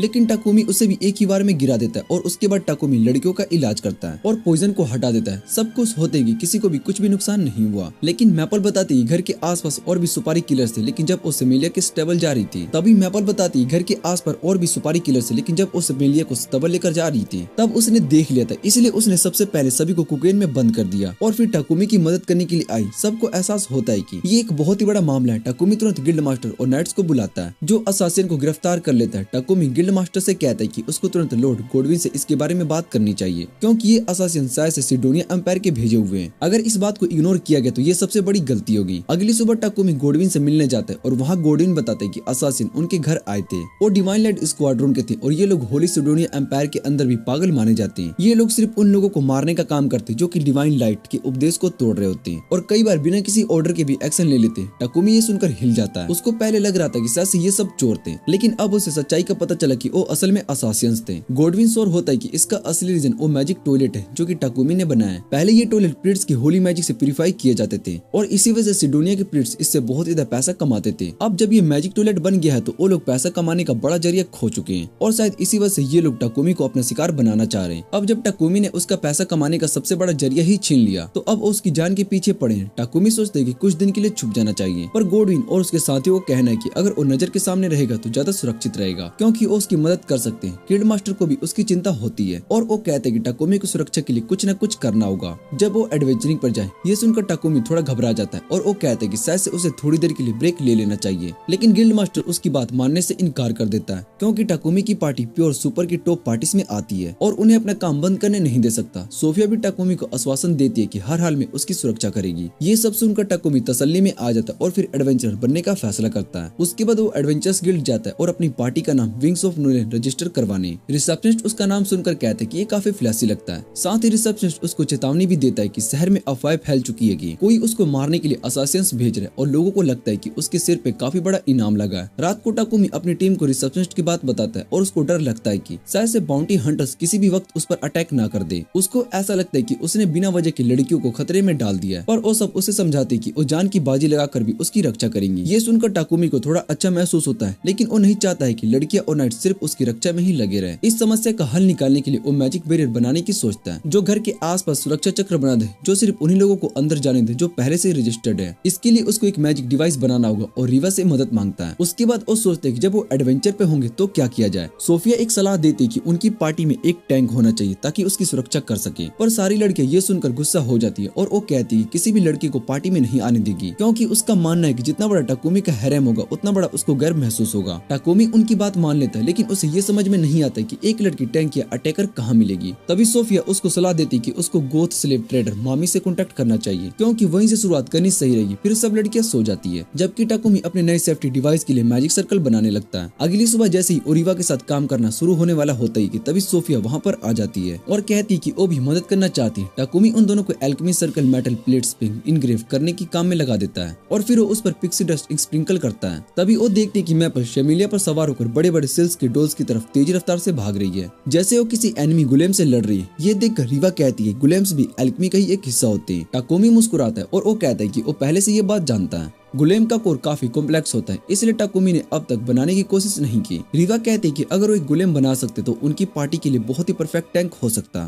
टाकुमी उसकी बात से सहमत होता है, लेकिन उसे एक्सेप्ट करना पड़ता है कि उसकी स्किल अभी इतनी अच्छी नहीं है कि वो एक गुलेम बना सके। इसलिए वो वापस अपने बैरियर डिवाइस पर काम करने लगता है। जैसे ही सारे मेटल प्लेट्स को लिंक करता है उसका मैनिपुलेशन स्किल मैक्स हो जाता है और इवोल्व होकर स्पेल कंट्रोल स्किल बन जाता है। टाकुमी ये देखकर बहुत ही हैरान हो जाता है और उसे समझ में आता है कि अगर वो स्पेल कंट्रोल स्किल और लेवल अप करे तो शायद से वो गुलेम भी बना सकता है। दूसरी तरफ से दुनिया के एम्पायर को ये खबर मिलती है कि डिवाइन लाइट स्क्वाड्रन कैप्चर हो चुकी है और वो लोग खुद को मारने तक में असफल रहे। ये सुनकर वो समझ जाता है कि मामला और भी ज्यादा उलझ गया और उसकी बेटी एलिजाबेथ कहती है कि एक आदमी को हटाने में वक्त बर्बाद करने से अच्छा तो अपनी बड़ी प्लान्स पर ध्यान दे। वहीं कोर्ट में मेज बताता है कि उन्होंने पुराने जमाने का एक एसिड मैजिक सर्कल तैयार कर लिया है जो हीरो समन करने में काम आएगा, लेकिन उसे चलाने के लिए भी कुछ महीने लगेंगे ताकि रिक्वायर्ड मैजिक पावर इकट्ठा किया जा सके। इसी बीच टाकुमी अपनी तरफ से एक गुलेम का कोर बनाने की कोशिश करता है, पर अभी तक उसकी स्किल उतनी अच्छी नहीं है। तभी मैपल उससे पूछती कि अगर वो एक गुलेम नहीं बना सकता तो क्या उसे वो टेम भी नहीं कर सकता। टाकुमी को ये आइडिया काफी इंटरेस्टिंग लगता है। वो तुरंत सोफिया के पास जाता है और उससे पूछते कि गुलेम कहाँ मिल सकते हैं। सोफिया बताती है कि प्राचीन रन्स में स्ट्रे स्टोन गुलेम मिलते हैं जबकि डंजन में आयरन गुलेम मिलते हैं। टाकुमी ये सुनकर बहुत ही चौंक जाता है कि इस जगह पर भी डंजन्स है। वो कहता है कि अगर उन्हें एक गुलेम लेना है तो उन्हें एक आयरन गुलेम लेना चाहिए। सोफिया इस बात से सहमत नहीं होती। उसका कहना होता है कि बिना एक टैंक या अटैकर के डंजन में घुसना काफी रिस्की होगा, पर टाकुमी अपनी जिद पर ही रहता है और अपनी पार्टी को लेकर डंजन की तरफ निकल पड़ता है। लेकिन डंजन तक पहुंचने से पहले उसका सामना एक बड़े स्टोन गुलेम से हो जाता है। सोफिया टाकुमी को बताती है कि अगर उन्होंने इस गुलेम को हराना है तो उन्हें उसके कंट्रोल कोर को खत्म करना पड़ेगा, लेकिन टाकुमी कोर को तोड़ना नहीं चाहता क्योंकि वही तो उसके काम का है। तभी गुलेम उन्हें देखकर उनकी तरफ मुड़ता है। टाकुमी और सोफिया तुरंत नीचे झुक जाते हैं। जैसे ही गुलेम की आंखों से एक चमक निकलती है, सोफिया कहती कि इस गुलेम से लड़ना काफी रिस्की हो सकता है, लेकिन टाकुमी कहता है कि अगर वो इस गुलेम को अपने साथ लेकर आए तो ये उनकी पार्टी के लिए एक बहुत ही स्ट्रॉन्ग टैंक बन सकता है। और बिना सोचे समझे सीधा गुलेम के सामने कूद जाता है और लड़कियों के पास कोई और ऑप्शन नहीं बचता, इसलिए वो उसके साथ चल पड़ती है। जैसे ही गुलेम चलना शुरू करता है, टाकुमी को एक अजीब सी कनेक्शन महसूस होती है। वो अपनी लड़कियों को रोकने के लिए कहता है और ध्यान से गुलेम की तरफ देखता है तो कुछ देर के बाद देखने के बाद उसे समझ में आता है कि ये गुलेम गोडेस नोएल से जुड़ी रन्स की रक्षा करने के लिए बनाया गया था और अब उसके ब्लेसिंग की वजह से वो इस तरह से रिएक्ट कर रहा है। टाकुमी अपने टाइमिंग एबिलिटी का यूज करके गुलेम को कंट्रोल करने की कोशिश करता है और बहुत ही हैरानी की बात होती है कि बिना किसी दिक्कत के वो गुलेम को टैम भी कर लेता है। सब ये देखकर बहुत ही हैरान हो जाते हैं, लेकिन मैपल खुश होती है क्योंकि उसे एक और जूनियर मिल चुका होता है। वो टाकुमी से कहती है कि वो गुलेम का एक नाम रखे और टाकुमी डिसाइड करता है कि वो इस 23,000 पुराने गुलेम का नाम टाइटन रखेगा। टाइटन उससे बात करने की कोशिश करता है पर कोई उसकी भाषा नहीं समझ पाता। टाकुमी सोचता है कि शायद से वो एक वॉइस बॉक्स बनाकर टाइटन को बोलने लायक बना सकता है, लेकिन सबसे बड़ी इशू ये होती है कि अगर वो इसे अपने साथ सीधा सिटी लेकर जाएगा तो लोगों में अफरा तफरी मच सकती है। टाकुमी कहता है कि वो टाइटन को अपनी पॉकेट डायमेंशन में रख सकता है, लेकिन तभी टाइटन खुद ही अपनी वजह से गिरकर एक छोटी सी मिनिएचर वर्जन में बदल जाता है। घर लौटने के बाद टाकुमी टाइटन के लिए एक नया बॉडी डिजाइन करना शुरू करता है, लेकिन इसे मैन्युफैक्चर करने से पहले वो अपनी स्लेव्स के साथ एक इंपॉर्टेंट मीटिंग बनाता है। वो उन्हें बताता है कि कई लोग उनकी जान के पीछे पड़े और वो नहीं चाहता कि इस वजह से कोई भी खतरे में पड़ जाए, इसलिए वो उनके कॉन्ट्रैक्ट को तोड़ना चाहता है और उनके घर भेजना चाहता है। ये सुनते ही लड़कियां होश उड़ा देने वाले शौक में आ जाती है। वो टाकुमी से कहती है कि वो उसे इस हालत में छोड़कर कहीं पर नहीं जाने वाली है। टाकुमी फिर भी कहता है कि अब उसके पास टाइटन और उसके पेट्स हैं, इसलिए वो लड़कियों को अपनी आजादी दे सकता है। वो कहता है कि वो उन्हें अच्छी पेमेंट भी देगा ताकि उन्हें और किसी के गुलाम बनने की जरूरत ना पड़े, लेकिन कोई भी उनकी बात सुनने को तैयार नहीं होता। तभी अचानक मारिया अपना भाला टाकुमी की तरफ कर देती है और वो कहती है कि अगर उनका कॉन्ट्रैक्ट तोड़ना चाहता है तो पहले उससे लड़ना पड़ेगा, और वो टाकुमी पर चिल्लाने लगती है और उस पर गुस्सा निकालती है। वो ऐसे वक्त पर उन्हें भगाने की सोच भी कैसे सकता है। इस बीच दोनों इमोशनल ब्रेकडाउन हो जाते हैं। सोफिया मारिया को संभालती है जब वो रोने लगती है और फिर वो टाकुमी से कहती है कि वो समझ सकती है कि उनकी चिंता कर रहा है, लेकिन जो उसने कहा वो एक तरफ से उनके ऊपर सबसे बड़ा अपमान है, क्योंकि टाकुमी उनके लिए सिर्फ एक मालिक ही नहीं बल्कि परिवार जैसा बन चुका था। टाकुमी उन सभी पल को याद करता है जब लड़कियों ने उसके प्रति बहुत ही लॉयल्टी दिखाई थी और उसे एहसास होता है कि उसने उनके इमोशंस को इग्नोर कर दिया था। वो सबसे माफी मांगता है और उससे पूछते हैं क्या उनके साथ मिलकर उसके दुश्मनों से लड़ेगी। लड़कियां बिना सोचे समझे तुरंत हाँ कह देती है और कुछ दिनों के बाद टाकुमी टाइटन के लिए एक नया एडमिटेड और मिथ्रिल की बॉडी तैयार कर लेता है। उसमें पावरफुल वेपन्स और डिफेंसिव एबिलिटी होती है और टाइटन बोल भी सकता है। लेकिन टाकुमी इतने पर ही नहीं रुका, उसने अपने बचपन का पावर रेंजर्स वाला सपना पूरा करने के लिए टाइटन के लिए एक मैसिव साइज का वर्जन बनाया जिसमें वो अंदर जाकर अपनी असली शिकार की तरह कंट्रोल कर सकता है। टाकुमी अपनी मेहनत का सफल परिणाम देखकर बहुत ही रोने लगता है और वहीं पर दूसरी तरफ गोडेस नोलेन, जो हमेशा उसके जीवन को अपने प्राइवेट नेटफ्लिक्स सीरीज की तरह देखती है, ये सोचती है कि शायद से टाकुमी ने एक गुलेम पर ज्यादा मेहनत डाल दी। अचानक नोलेन की असिस्टेंट घबराहट भरी शक्ल के साथ उसके सामने आती है। वो एक बड़ी समस्या के बारे में बताती है, गोडेस अनाट के बारे में, जो कि सेडोनिया एम्पायर के लोग पूछते हैं। लेकिन सबसे बड़ी बात ये होती है कि अनाट नाम की कोई भी गोडेस नहीं है, सिर्फ चर्च ऑफ डिवाइन लाइट की अति श्रद्धा और समर्पण के कारण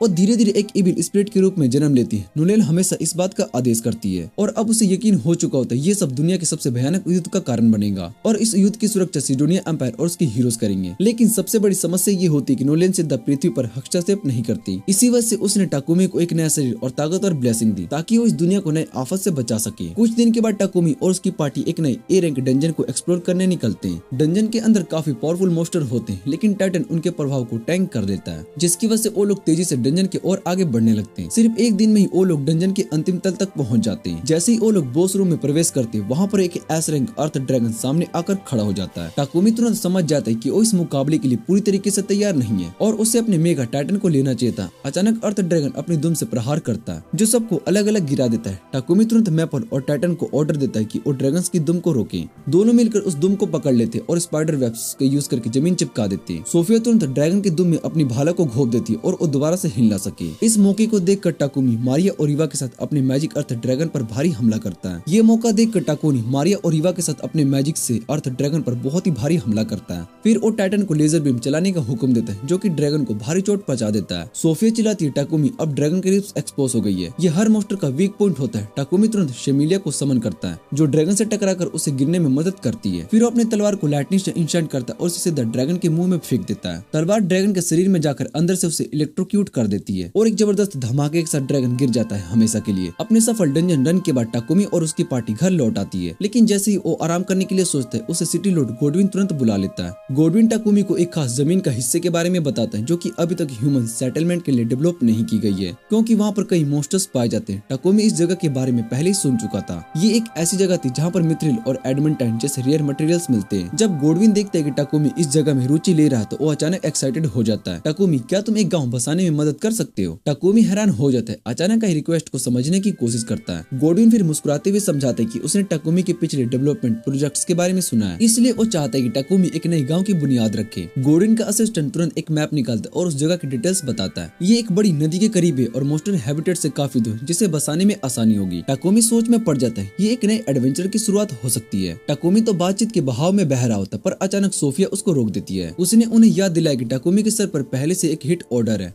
अगर उसने एक नया गांव निर्माण किया तो वो सभी और ज्यादा नाराज हो जाएंगे। टाकुमी सभी को शांत होने और पहले सारी बात तो ध्यान से सुनने के लिए कहता है। फिर वो गोडविन से सवाल करते हैं कि आपको इस जगह पर विलेज डेवलप करने की इतनी जल्दी क्यों है। गोडविन एक लंबी कहानी बताना शुरू करता है। एक साल पहले राज्य के नए गाँव का विकास कर रहा था, लेकिन कुछ भ्रष्ट नोबल की वजह से उस पर काम हमेशा के लिए रुकवा दिया गया। इसका नतीजा ये हुआ कि जो लोग वहाँ पर बसे थे वो सब अपने घर को गवा बैठे और बहुत ही ज्यादा लाचार बन गए। अब गोडविन पर दबाव है कि वो लोगों के लिए एक नई स्थायी आश्रय का प्रबंध करे। गोडविन कहता है कि ये सिर्फ एक ही वजह, पर जैसे ही सोफिया और ज्यादा सवाल करने वाली होती है, टाकुमी उससे रोक देता है और बिना किसी और सवाल के ये काम को स्वीकार कर लेता है। सोफिया परेशान होती है, उसके हिसाब से ये फैसला जल्दबाजी हो गया, लेकिन टाकुमी उसे समझाता है कि वो लोगों की तकलीफ को नजरअंदाज नहीं कर सकते जिन्होंने अपना सब कुछ खोया है। वो अपनी कहानी बताता है कि कैसे उसने भी एक बार अपना घर खो दिया था, लेकिन कुछ अच्छे लोगों की वजह से वो खुद को फिर से संभाल सका और अब वो सिर्फ उस एहसान का बदला चुकाना चाहता है। टाकुमी और उसकी टीम नए गांव की स्थापना के काम में लग जाती है। सबसे पहले वो मैजिक का इस्तेमाल करके एक ऊंची दीवार खड़ी करते हैं जो कि गांव को सुरक्षा प्रदान करेगी। फिर वो एक गहरी खाई खोद देते हैं जो कि गांव को और सुरक्षित बनाएगी। टाकुमी एल्केमी का यूज करके दीवारों को और मजबूत बनाता है और फिर सबके बीच में काम को बांट दिया जाता है। कोई सड़क बनाने में लगता है तो कोई नदी में पानी भरने में और कोई लकड़ी काट के घर बनाने में। जल्दी नए घर का आधार तैयार हो जाता है। फिर वो कुछ घर और खेती का क्षेत्र बनाता है ताकि आने वाले लोग तुरंत अपनी जिंदगी को दोबारा शुरू कर सके। जब टाकुमी को लगता है कि सब कुछ तैयार हो गया तो वो सोफिया को सिटी भेजता है ताकि गोडविन को बताया जा सके कि लोग अब यहाँ पर बसने के लिए तैयार हैं। गोडविन जब ये सब सुनता है तो वो झटके में आ जाता है। तुमने सिर्फ 10 दिनों में ही गाँव को खड़ा भी कर दिया। लेकिन सच्चाई ये थी कि गोडविन बिना किसी और देरी के सभी लोगों को गाँव में बसने का आदेश दे देता है। लोग जो नए गाँव की तरफ आ रहे थे वो अंदर ही अंदर बहुत ही डर रहे थे। उन्होंने सिर्फ इतना सुना था कि गांव सिर्फ ऐसे क्षेत्र में बना है जहां पर सिर्फ मोस्टर भरे हुए। उन्हें लगता था कि सरकार सिर्फ उनसे छुटकारा पाना चाहती है और ये एक चाल है उन्हें मरवाने भेजने की। वो पहली भ्रष्ट नोबल के हाथों से धोखा खा चुके थे और अब उनका विश्वास टूट चुका था। उनका मानना था कि जो भी इस प्रोजेक्ट का इंचार्ज होगा वो भी एक गंदा इंसान ही होगा। लेकिन जैसे ही वो नए गाँव में पहुँचते वो देखकर दंग रह जाते। गाँव सिर्फ एक छोटा बसेरा नहीं बल्कि वो लगभग एक शहर के बराबर था। बीच में एक भव्य किला भी बनाया गया था जो सरकारी कार्यालय के रूप में तैयार किया गया। लोगों के साथ आए नाइट कैप्टन का अब सबर टूट रहा था और वो सीधा टाकुमी से पूछते कि तुमने इस जगह के साथ आखिर किया है। टाकुमी मुस्कुराता है और आराम से जवाब देता है कि मैंने सिर्फ सबके लिए रहने के लिए घर बनाया, एक किला सरकारी कार्यालय के रूप में और खेती के लिए जमीन तैयार की। लोगों की आंखों में पहली बार आस की रोशनी चमकती। शायद नया अध्याय उनके जीवन का सबसे बेहतर मोड़ बन सकता है। एक नाइट हैरान था कि टाकुमी ने सिर्फ 10 दिनों में ही इतना कुछ कर दिया, पर टाकुमी बस हंसता है जैसे ये कोई बड़ी बात ना हो। इसके बीच लोग अपने नए घर को चुनने लगते हैं और एक बनी गर्ल मैनी दूर से ये सब देख रही होती है। तभी सोफिया उसके पास जाकर उससे बात करने लगती है और उसे पता चलता है कि मैनी का पति पिछले गाँव में मर चुका था और अब वो अकेली है। और सोफिया सोचती है कि अकेली लड़की के लिए फार्म संभालना बहुत ही मुश्किल होगा, इसलिए वो उसे एक नया काम ऑफर करती है, टाकुमी का ध्यान रखने का। वो मैनी की मुलाकात टाकुमी और मारिया से करवाती है जो उसे बताते हैं कि इसका काम घर का ध्यान रखना होगा जब सब काम पर होंगे। टैंकावा और सार्टन बहुत ही छोटे होते हैं और मैनी को नोबल्स पर भरोसा नहीं होता क्योंकि उसके पति की मौत एक नोबल की वजह से ही हुई थी। वो सीधे मना कर देती है और वो कहती है कि वो टाकुमी पर भरोसा नहीं करती। मारिया उसे समझाने की कोशिश करती है पर टाकुमी उसका फैसला मानता है। बस इतना कहता है कि अगर कभी उसका मन बदले तो वो उससे मिल सकती है। पर मैंने सोचती है कि टाकुमी सिर्फ एक लालची इंसान है जो कि उसके ऊपर बुरी नजर रखता है। उसे लगता है कि टाकुमी का प्रपोजल ठुकराने के बाद उसकी जिंदगी गाँव में मुश्किल हो जाएगी, इसलिए वो गाँव छोड़ने का फैसला करती है। पर जैसे ही वो गाँव से निकलती है सिर्फ 5 मिनट के बाद ही उसका सामना खतरनाक मोस्टर से हो जाता है। दूसरी तरफ टाकुमी को पहली बार किसी ने रिजेक्ट किया है, इसलिए वो थोड़ा अजीब महसूस कर रहा होता है। तभी मैपल उसे बताती है कि मोस्टर ने हमला कर दिया। गाँव वाले घबरा जाते हैं क्योंकि उन्हें लगता है कि हमेशा की तरह उन्हें लड़ने के लिए भेज दिया जाएगा। पर टाकुमी नाइट कैप्टन से कहते हैं कि गांव को लॉक कर दिया जाए और सभी विलेजर्स की सुरक्षा की जाए। तब तक उसकी टीम मोस्टर से निपट रही है। तभी कुछ विलेजर्स भागते हुए आते हैं और बताते हैं कि उन्होंने मैनी को गांव से बाहर जाते हुए देखा है। टाकुमी वादा करते हैं कि उसे सुरक्षित लेकर आएगा। वो और उसकी टीम मेगा टाइटन पर सवार होकर दीवारों के ऊपर चलने लगते हैं, जबकि मैनी वापस भागने की कोशिश करती है। पर तब तक गाँव के दरवाजे बंद हो चुके होते हैं। 2 बड़े वुल्फ मोस्टर उसके सामने आ जाते हैं और उसे लगता है कि अब वो मरने वाली है। पर तभी टाकुमी वक्त पर वहाँ पर पहुँचता है और उसे बचा लेता है। कुछ ही देर में उसकी टीम भी वहाँ पर आ जाती है जो बच्चे कुछ मोस्टर से निपट रही थी। मैनी टाकुमी को देखकर हैरान हो जाती है और तभी उसकी नजर उसके हाथ के जख्म पर पड़ती है और बिना सोचे समझे अपनी रुमाल से उसे बांध लेती है। वो पूछती है कि तुमने अपनी जान क्यों दांव पर लगा दी मुझे बचाने के लिए। टाकुमी मुस्कुराता है और वो कहता है कि मैं अपने गाँव के लोगों को नुकसान पहुँचने नहीं दूंगा। मैनी को समझ में आता है कि अब तक वो गलत थी। वो टाकुमी से माफी मांगती है और वो कहती है कि मुझे अपनी नौकरानी बना लो। टाकुमी बिना किसी सवाल के उसको अपनी टीम में शामिल कर लेता है और सभी उसका खुशी के साथ स्वागत करते हैं। कुछ ही दिनों में एक अजीब सी खबर फैलने लगती है। एक जंगल के बीच में एक किला वाला शहर बस चुका है। जब सिडोनिया साम्राज्य के सम्राट को इस बारे में पता चलता है तो वो गुस्से से धधक उठता है। उसको लगता है कि बेल्टोन किंगडम में ये शहर उसके खिलाफ जंग छेड़ने के लिए बनाया है। सम्राट जंग का ऐलान करने की सोच रहा था, तभी उसकी बेटी एलिजाबेथ उसको शांत करती है। वो कहती है कि चिंता की कोई बात नहीं, क्योंकि वो वही ताकत बुला रहे जो कि उनको पूरा महाद्वीप जीतने में मदद करेगी। उसके तुरंत बाद सिडोनिया साम्राज्य फोरबिडन स्पेल का इस्तेमाल करके 3 हीरोज को इस दुनिया में बुलाता है। इस जादू की वजह से एक तेज एनर्जी वाला वेव पूरे महाद्वीप में फैल जाती है। टाकुमी और उसकी टीम इस अजीब और भयानक माना को महसूस करते हैं। तभी उसको एहसास होता है कि 1 साल हो चुका है जब से वो इस दुनिया में आया है। उसे नोलेन की बातें याद आती है जब उसने बताया था कि उसको 1 साल पहले भेज दिया गया था। इसका मतलब कि अब वही समय आ चुका है। हीरोज इस दुनिया में आ चुके हैं। 3 महीने बीत चुके होते हैं और बुलाए गए हीरोज अब और ज्यादा मजबूत हो गए होते हैं। वो इतने ज्यादा पावरफुल बन चुके होते हैं कि सिडोनिया साम्राज्य के बाद वो A रैंक एडवेंचर बन चुके होते हैं। उनको बुलाने वाली एलिजाबेथ, जो कि अजीब और बहुत ही चालाक लड़की है, उनसे कहती कि अब समय आ गया। जब वो दुनिया के सामने अपनी ताकत दिखाएंगे, 2 लड़के तुरंत उत्सुक हो जाते हैं, क्योंकि वो कब से अपनी शक्ति दिखाने के लिए बेचैन थे।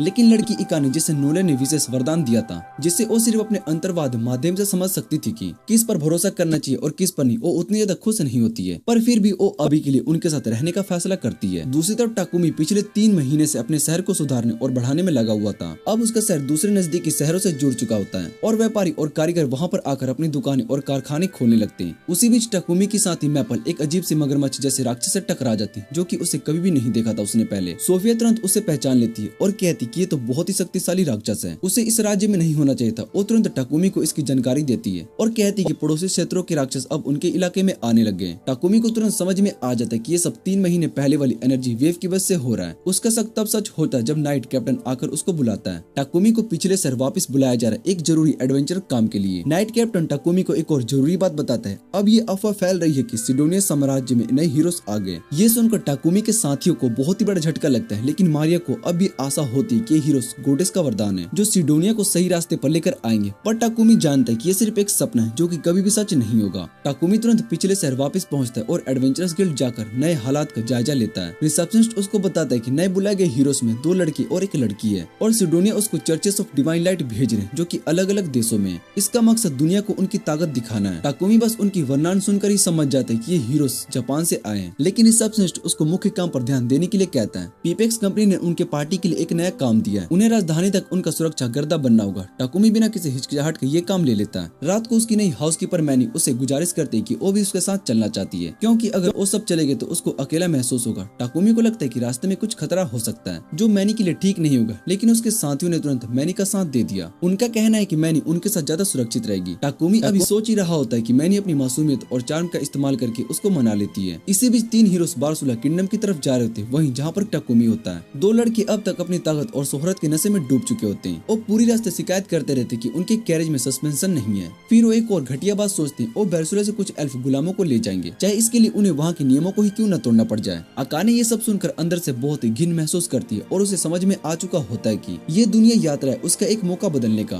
और उसका अंतर्मन कह रहा होता है कि इसका जवाब बारसुला की राजधानी में ही मिलेगा। दूसरी तरफ टाकुमी और उसका ग्रुप राजधानी पहुंच जाता है। वो सब गिल्ड जाकर अपनी मिशन रिपोर्ट कर रहे होते हैं कि तभी वहाँ पर हीरोज भी आ जाते हैं। जैसे वो अंदर आते हैं, वो गुरूर भरी आवाज में चिल्लाने लगते हैं कि सब उनके लिए रास्ता छोड़े। लेकिन वहाँ के एडवेंचरर्स को उनका घमंड पसंद नहीं आता। कुछ एक्सपीरियंस एडवेंचरर्स उन्हें समझाने की कोशिश करते हैं कि वो अभी नए ओवर कॉन्फिडेंस से बचना चाहिए, पर वो लड़के उन्हें बिना कुछ सोचे समझे गिरा देते हैं और आखिरकार हीरोज के सामने नॉर्मल लोगों की कोई औकात नहीं होती। फिर उनकी नजर सोफिया और मैनी पर पड़ती है और वो तुरंत उसको पसंद आ जाता है। और टाकुमी से कह देते कि वो एल्फ और बनी गर्ल स्लेव्स उसको बेचते हैं। टाकुमी सीधा मना कर देता है बिना उनके फालतू एटीट्यूड की परवाह किए। वो बस रिसेप्शनिस्ट से बात कर रहा होता है कि वो दोनों घमंडी लड़के गुस्सा हो जाते हैं। उनको ये बर्दाश्त नहीं होता कि किसी ने उनका हुक्म ठुकरा दिया। इकाने उन्हें रोकने की कोशिश करती है, पर वो उसकी भी नहीं सुनते। अब ये देखने की टाकुमी इन हीरोज को जवाब कैसे देता है। ये सुनकर वो दोनों सोफिया और मैनी को अपने साथ आने के लिए बोलते हैं, लेकिन वो लोग क्लियर कर देते हैं वो अपने मास्टर को किसी के लिए नहीं छोड़ेंगे। और ये सुनकर वो दोनों का गुस्सा और धधक जाता है और छोटा वाला अपनी तलवार निकालकर टाकुमी पर अटैक करने के लिए। लेकिन टाकुमी भी पीछे हटने वालों में से नहीं था। उसने बिना किसी हेजिटेशन के अपनी एल्केमी स्पेल का यूज किया और उसकी तलवार को तोड़ दिया। ये देखकर वो दोनों आर्गुनेट इडियट्स तुरंत वेनी विचेस बन गए और टाकुमी को धमकी देने लगते कि उसने हीरोज का इंसल्ट किया, इसका बदला उसे जरूर मिलेगा।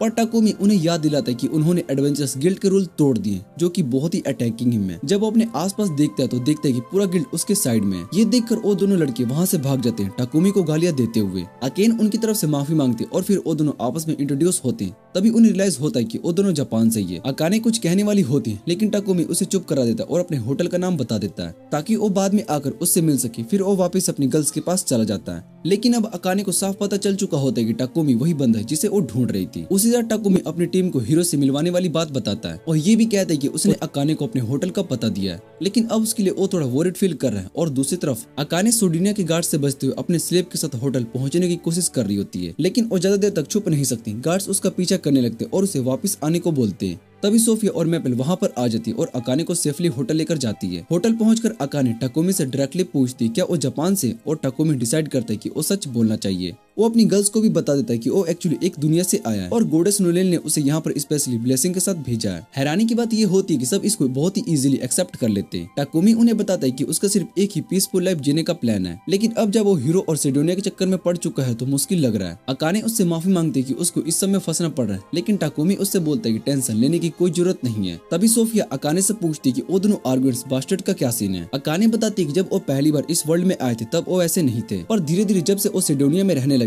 उनका बिहेवियर पूरा चेंज हो गया। उसे हमेशा सिडोनिया पर डाउट था, इसलिए अपना खाना खाने से पहले प्यूरिफिकेशन स्पेल कास्ट करती थी। लेकिन वो दोनों लड़के इतनी बिजी रहते थे कि ट्रेनिंग में उन्होंने कोई भी प्रिकॉशन नहीं ली। पर अचानक अकाने टाकुमी के सामने झुक गई और रोते हुए उसे रिक्वेस्ट की कि प्लीज उसे और उसकी स्लेव लुलू को बचा ले, क्योंकि वो और सिडोनिया में नहीं रहना चाहती है। और ये सुनकर टाकुमी थोड़ा ऑकवर्ड फील करता है और अकाने से पूछते है कि उसके आगे का क्या प्लान है, पर अकाने के पास कोई जवाब नहीं होता। अकाने सबसे पहले लुलू को आजाद करना चाहती थी क्योंकि उसको दूसरों को गुलाम बनाने का कॉन्सेप्ट बिल्कुल अच्छा नहीं लगता। टाकुमी उसकी मदद करता है और एक स्पेल के थ्रू स्लेव कूलर को तोड़ देता है। अकाने को ये देखकर सुकून मिलता है, लेकिन लुलू तुरंत उससे चिपक जाती है और घबराहट में उससे बोलती है कि प्लीज उसे अपने साथ ही रहने दे। अकाने उससे प्यार भरे लेकिन फिल्म टोल में समझाती कि वो उसके साथ रह सकती है, पर सिर्फ दोस्त के रूप में, ना कि स्लेव के रूप में। और ये सुनकर लुलू के आंखों से आंसू निकल पड़ते हैं, लेकिन इस बार दुख के नहीं बल्कि खुशी के। उसके बाद टाकुमी उन्हें बताता है कि उन्हें जितना जल्दी हो सके कैपिटल से दूर रहना होगा। उसके पास एक मेंशन है और वो चाहता है कि अकाने और लुलू उनके साथ वहाँ चले। अकाने पहले हेजिटेट होती लेकिन फिर उसका ऑफर मान लेती है।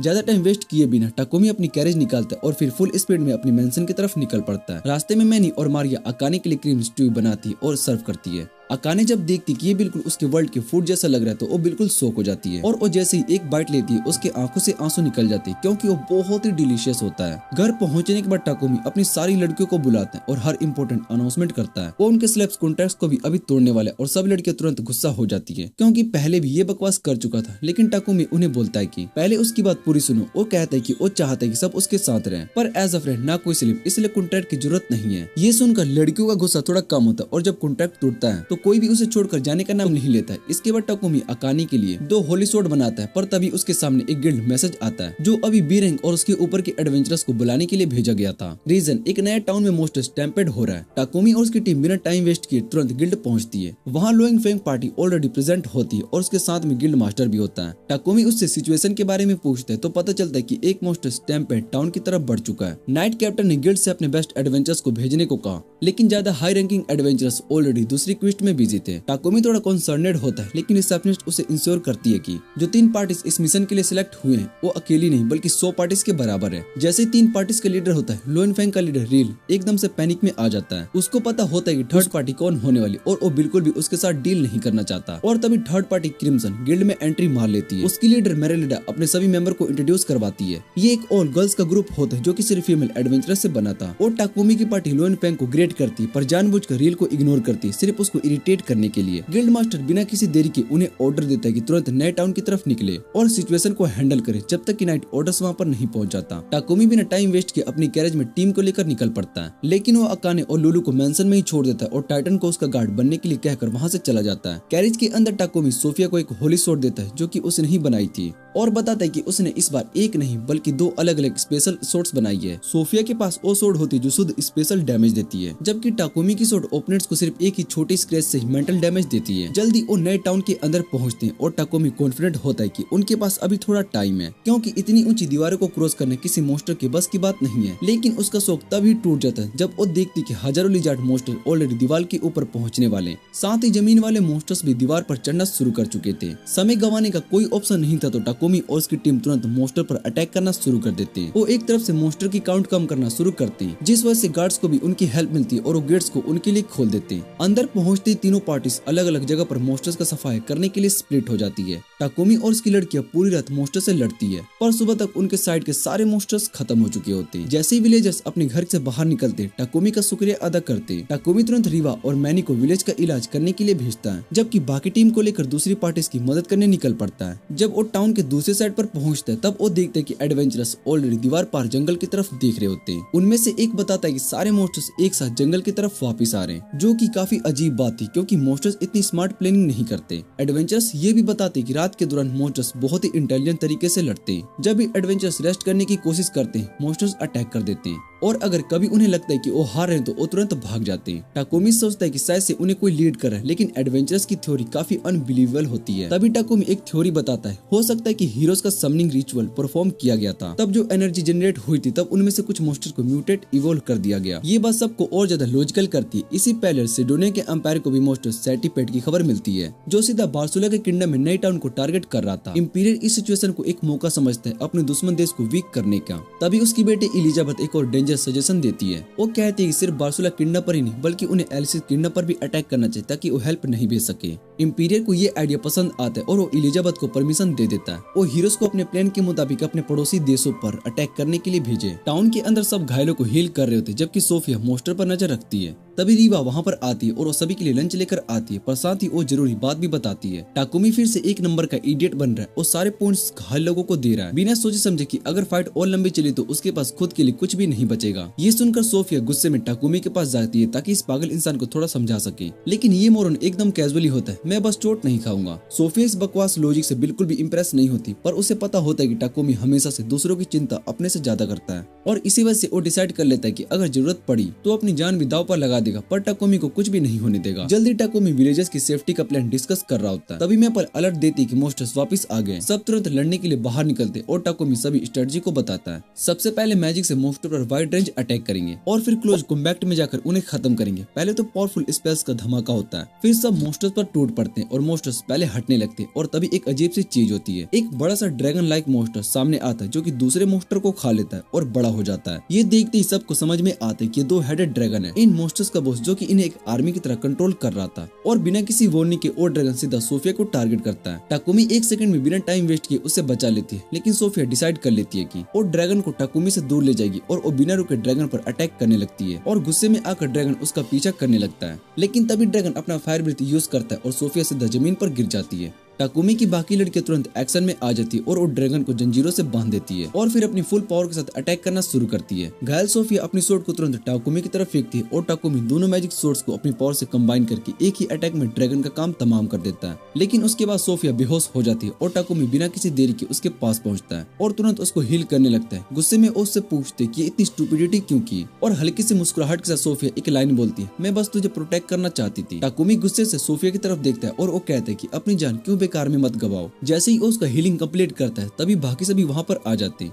और बताते हैं कि ज्यादातर मॉन्स्टर भागे और जो बचे थे उनका भी काम तमाम कर दिया गया है। टाकुमी ये सुनकर सुकून की सांस लेता है, पर तभी उसकी आंखों के आगे अंधेरा छाने लगता है। माना ज्यादा यूज करने की वजह से वो वहीं पर बेहोश हो जाता है। अगली सुबह जब वो उठता है तो वो देखते है कि उसकी सारी लड़कियां उसके पास बैठी है, पर सोफिया थोड़ा दूर से बस कोलेट की तरफ देख रही होती जैसे अब तक वो गिल्टी फील कर रही हो। कुछ दिन तक टाउन की मदद करने के बाद टाकुमी अपने घर लौट जाता है और अपनी पार्टी के साथ वहाँ पहुँचती एक ग्रैंड बारबेक्यू पार्टी होती है। सब इंजॉय कर रहे होते हैं, सबके अलावा सोफिया की वो बस पहली बात को लेकर उदास होती है। टाकुमी पहले तो इग्नोर करने की कोशिश करता है, पर मारिया और मैनी उसे जबरदस्ती खींचकर सोफिया के पास भेज देते हैं। वो एक प्लेट में ग्रिल्ड मीट लेकर सोफिया के पास जाता है और वो कहता है कि मुझे पता है कि तू मुझे हर हालत में सेफ रखना चाहती थी, पर मैं तुझे खोकर जीना नहीं चाहता। 1 सेकंड के लिए साइलेंस छा जाता है, पर टाकुमी अपनी बात को पूरा करता है, बस इतना चाहता हूँ कि तू सेफ रहे और जिंदगी भर मेरे साथ दे, मेरी पार्टनर बनके। इतना सुनकर सोफिया की आंखों में आंसू आ जाते, पर इस बार उस सैडनेस के नहीं होते। वो मुस्कुराती अपने इमोशन को कंट्रोल करने की कोशिश करती है और फाइनली प्रॉमिस करती है हमेशा। कुछ दिन के बाद टाकुमी सिटी लॉर्ड के पास जाता है ताकि अकाने और लुलू को अपने घर में शेल्टर देने की परमिशन ले सके। लॉर्ड गॉडविन बिना किसी दिक्कत के परमिशन दे देता है, लेकिन उसके साथ एक और शॉकिंग न्यूज देता है। सिडोनिया के 2 हीरोज ने उनके अलाइड कंट्री की एक मैसकर कर दिया है। अकाने सुनते ही झटके में आ जाती है और उसका चेहरा एकदम पीला पड़ जाता है। वो अपने आप को दोषी मानने लगती है, मुझे उन दोनों को रोकना चाहिए था। टाकुमी उसे तसल्ली देता है कि ये तेरी गलती नहीं है। अकाने भी चुप रहती है और फिर वो धीरे से कहती है कि मुझे कुछ करना चाहिए था, लेकिन उसके अंदर एक नया डिटर्मिनेशन भी आ जाता है। वो अपने मन में एक वादा करती है, जब भी मौका मिलेगा मैं उन दोनों हीरोज के सामने खड़ी हो जाऊंगी और उनका वहीं अंत कर दूंगी। बाद में टाकुमी गोडेस नोलन से गाइडेंस लेने के लिए जाता है और वो पूछता है कि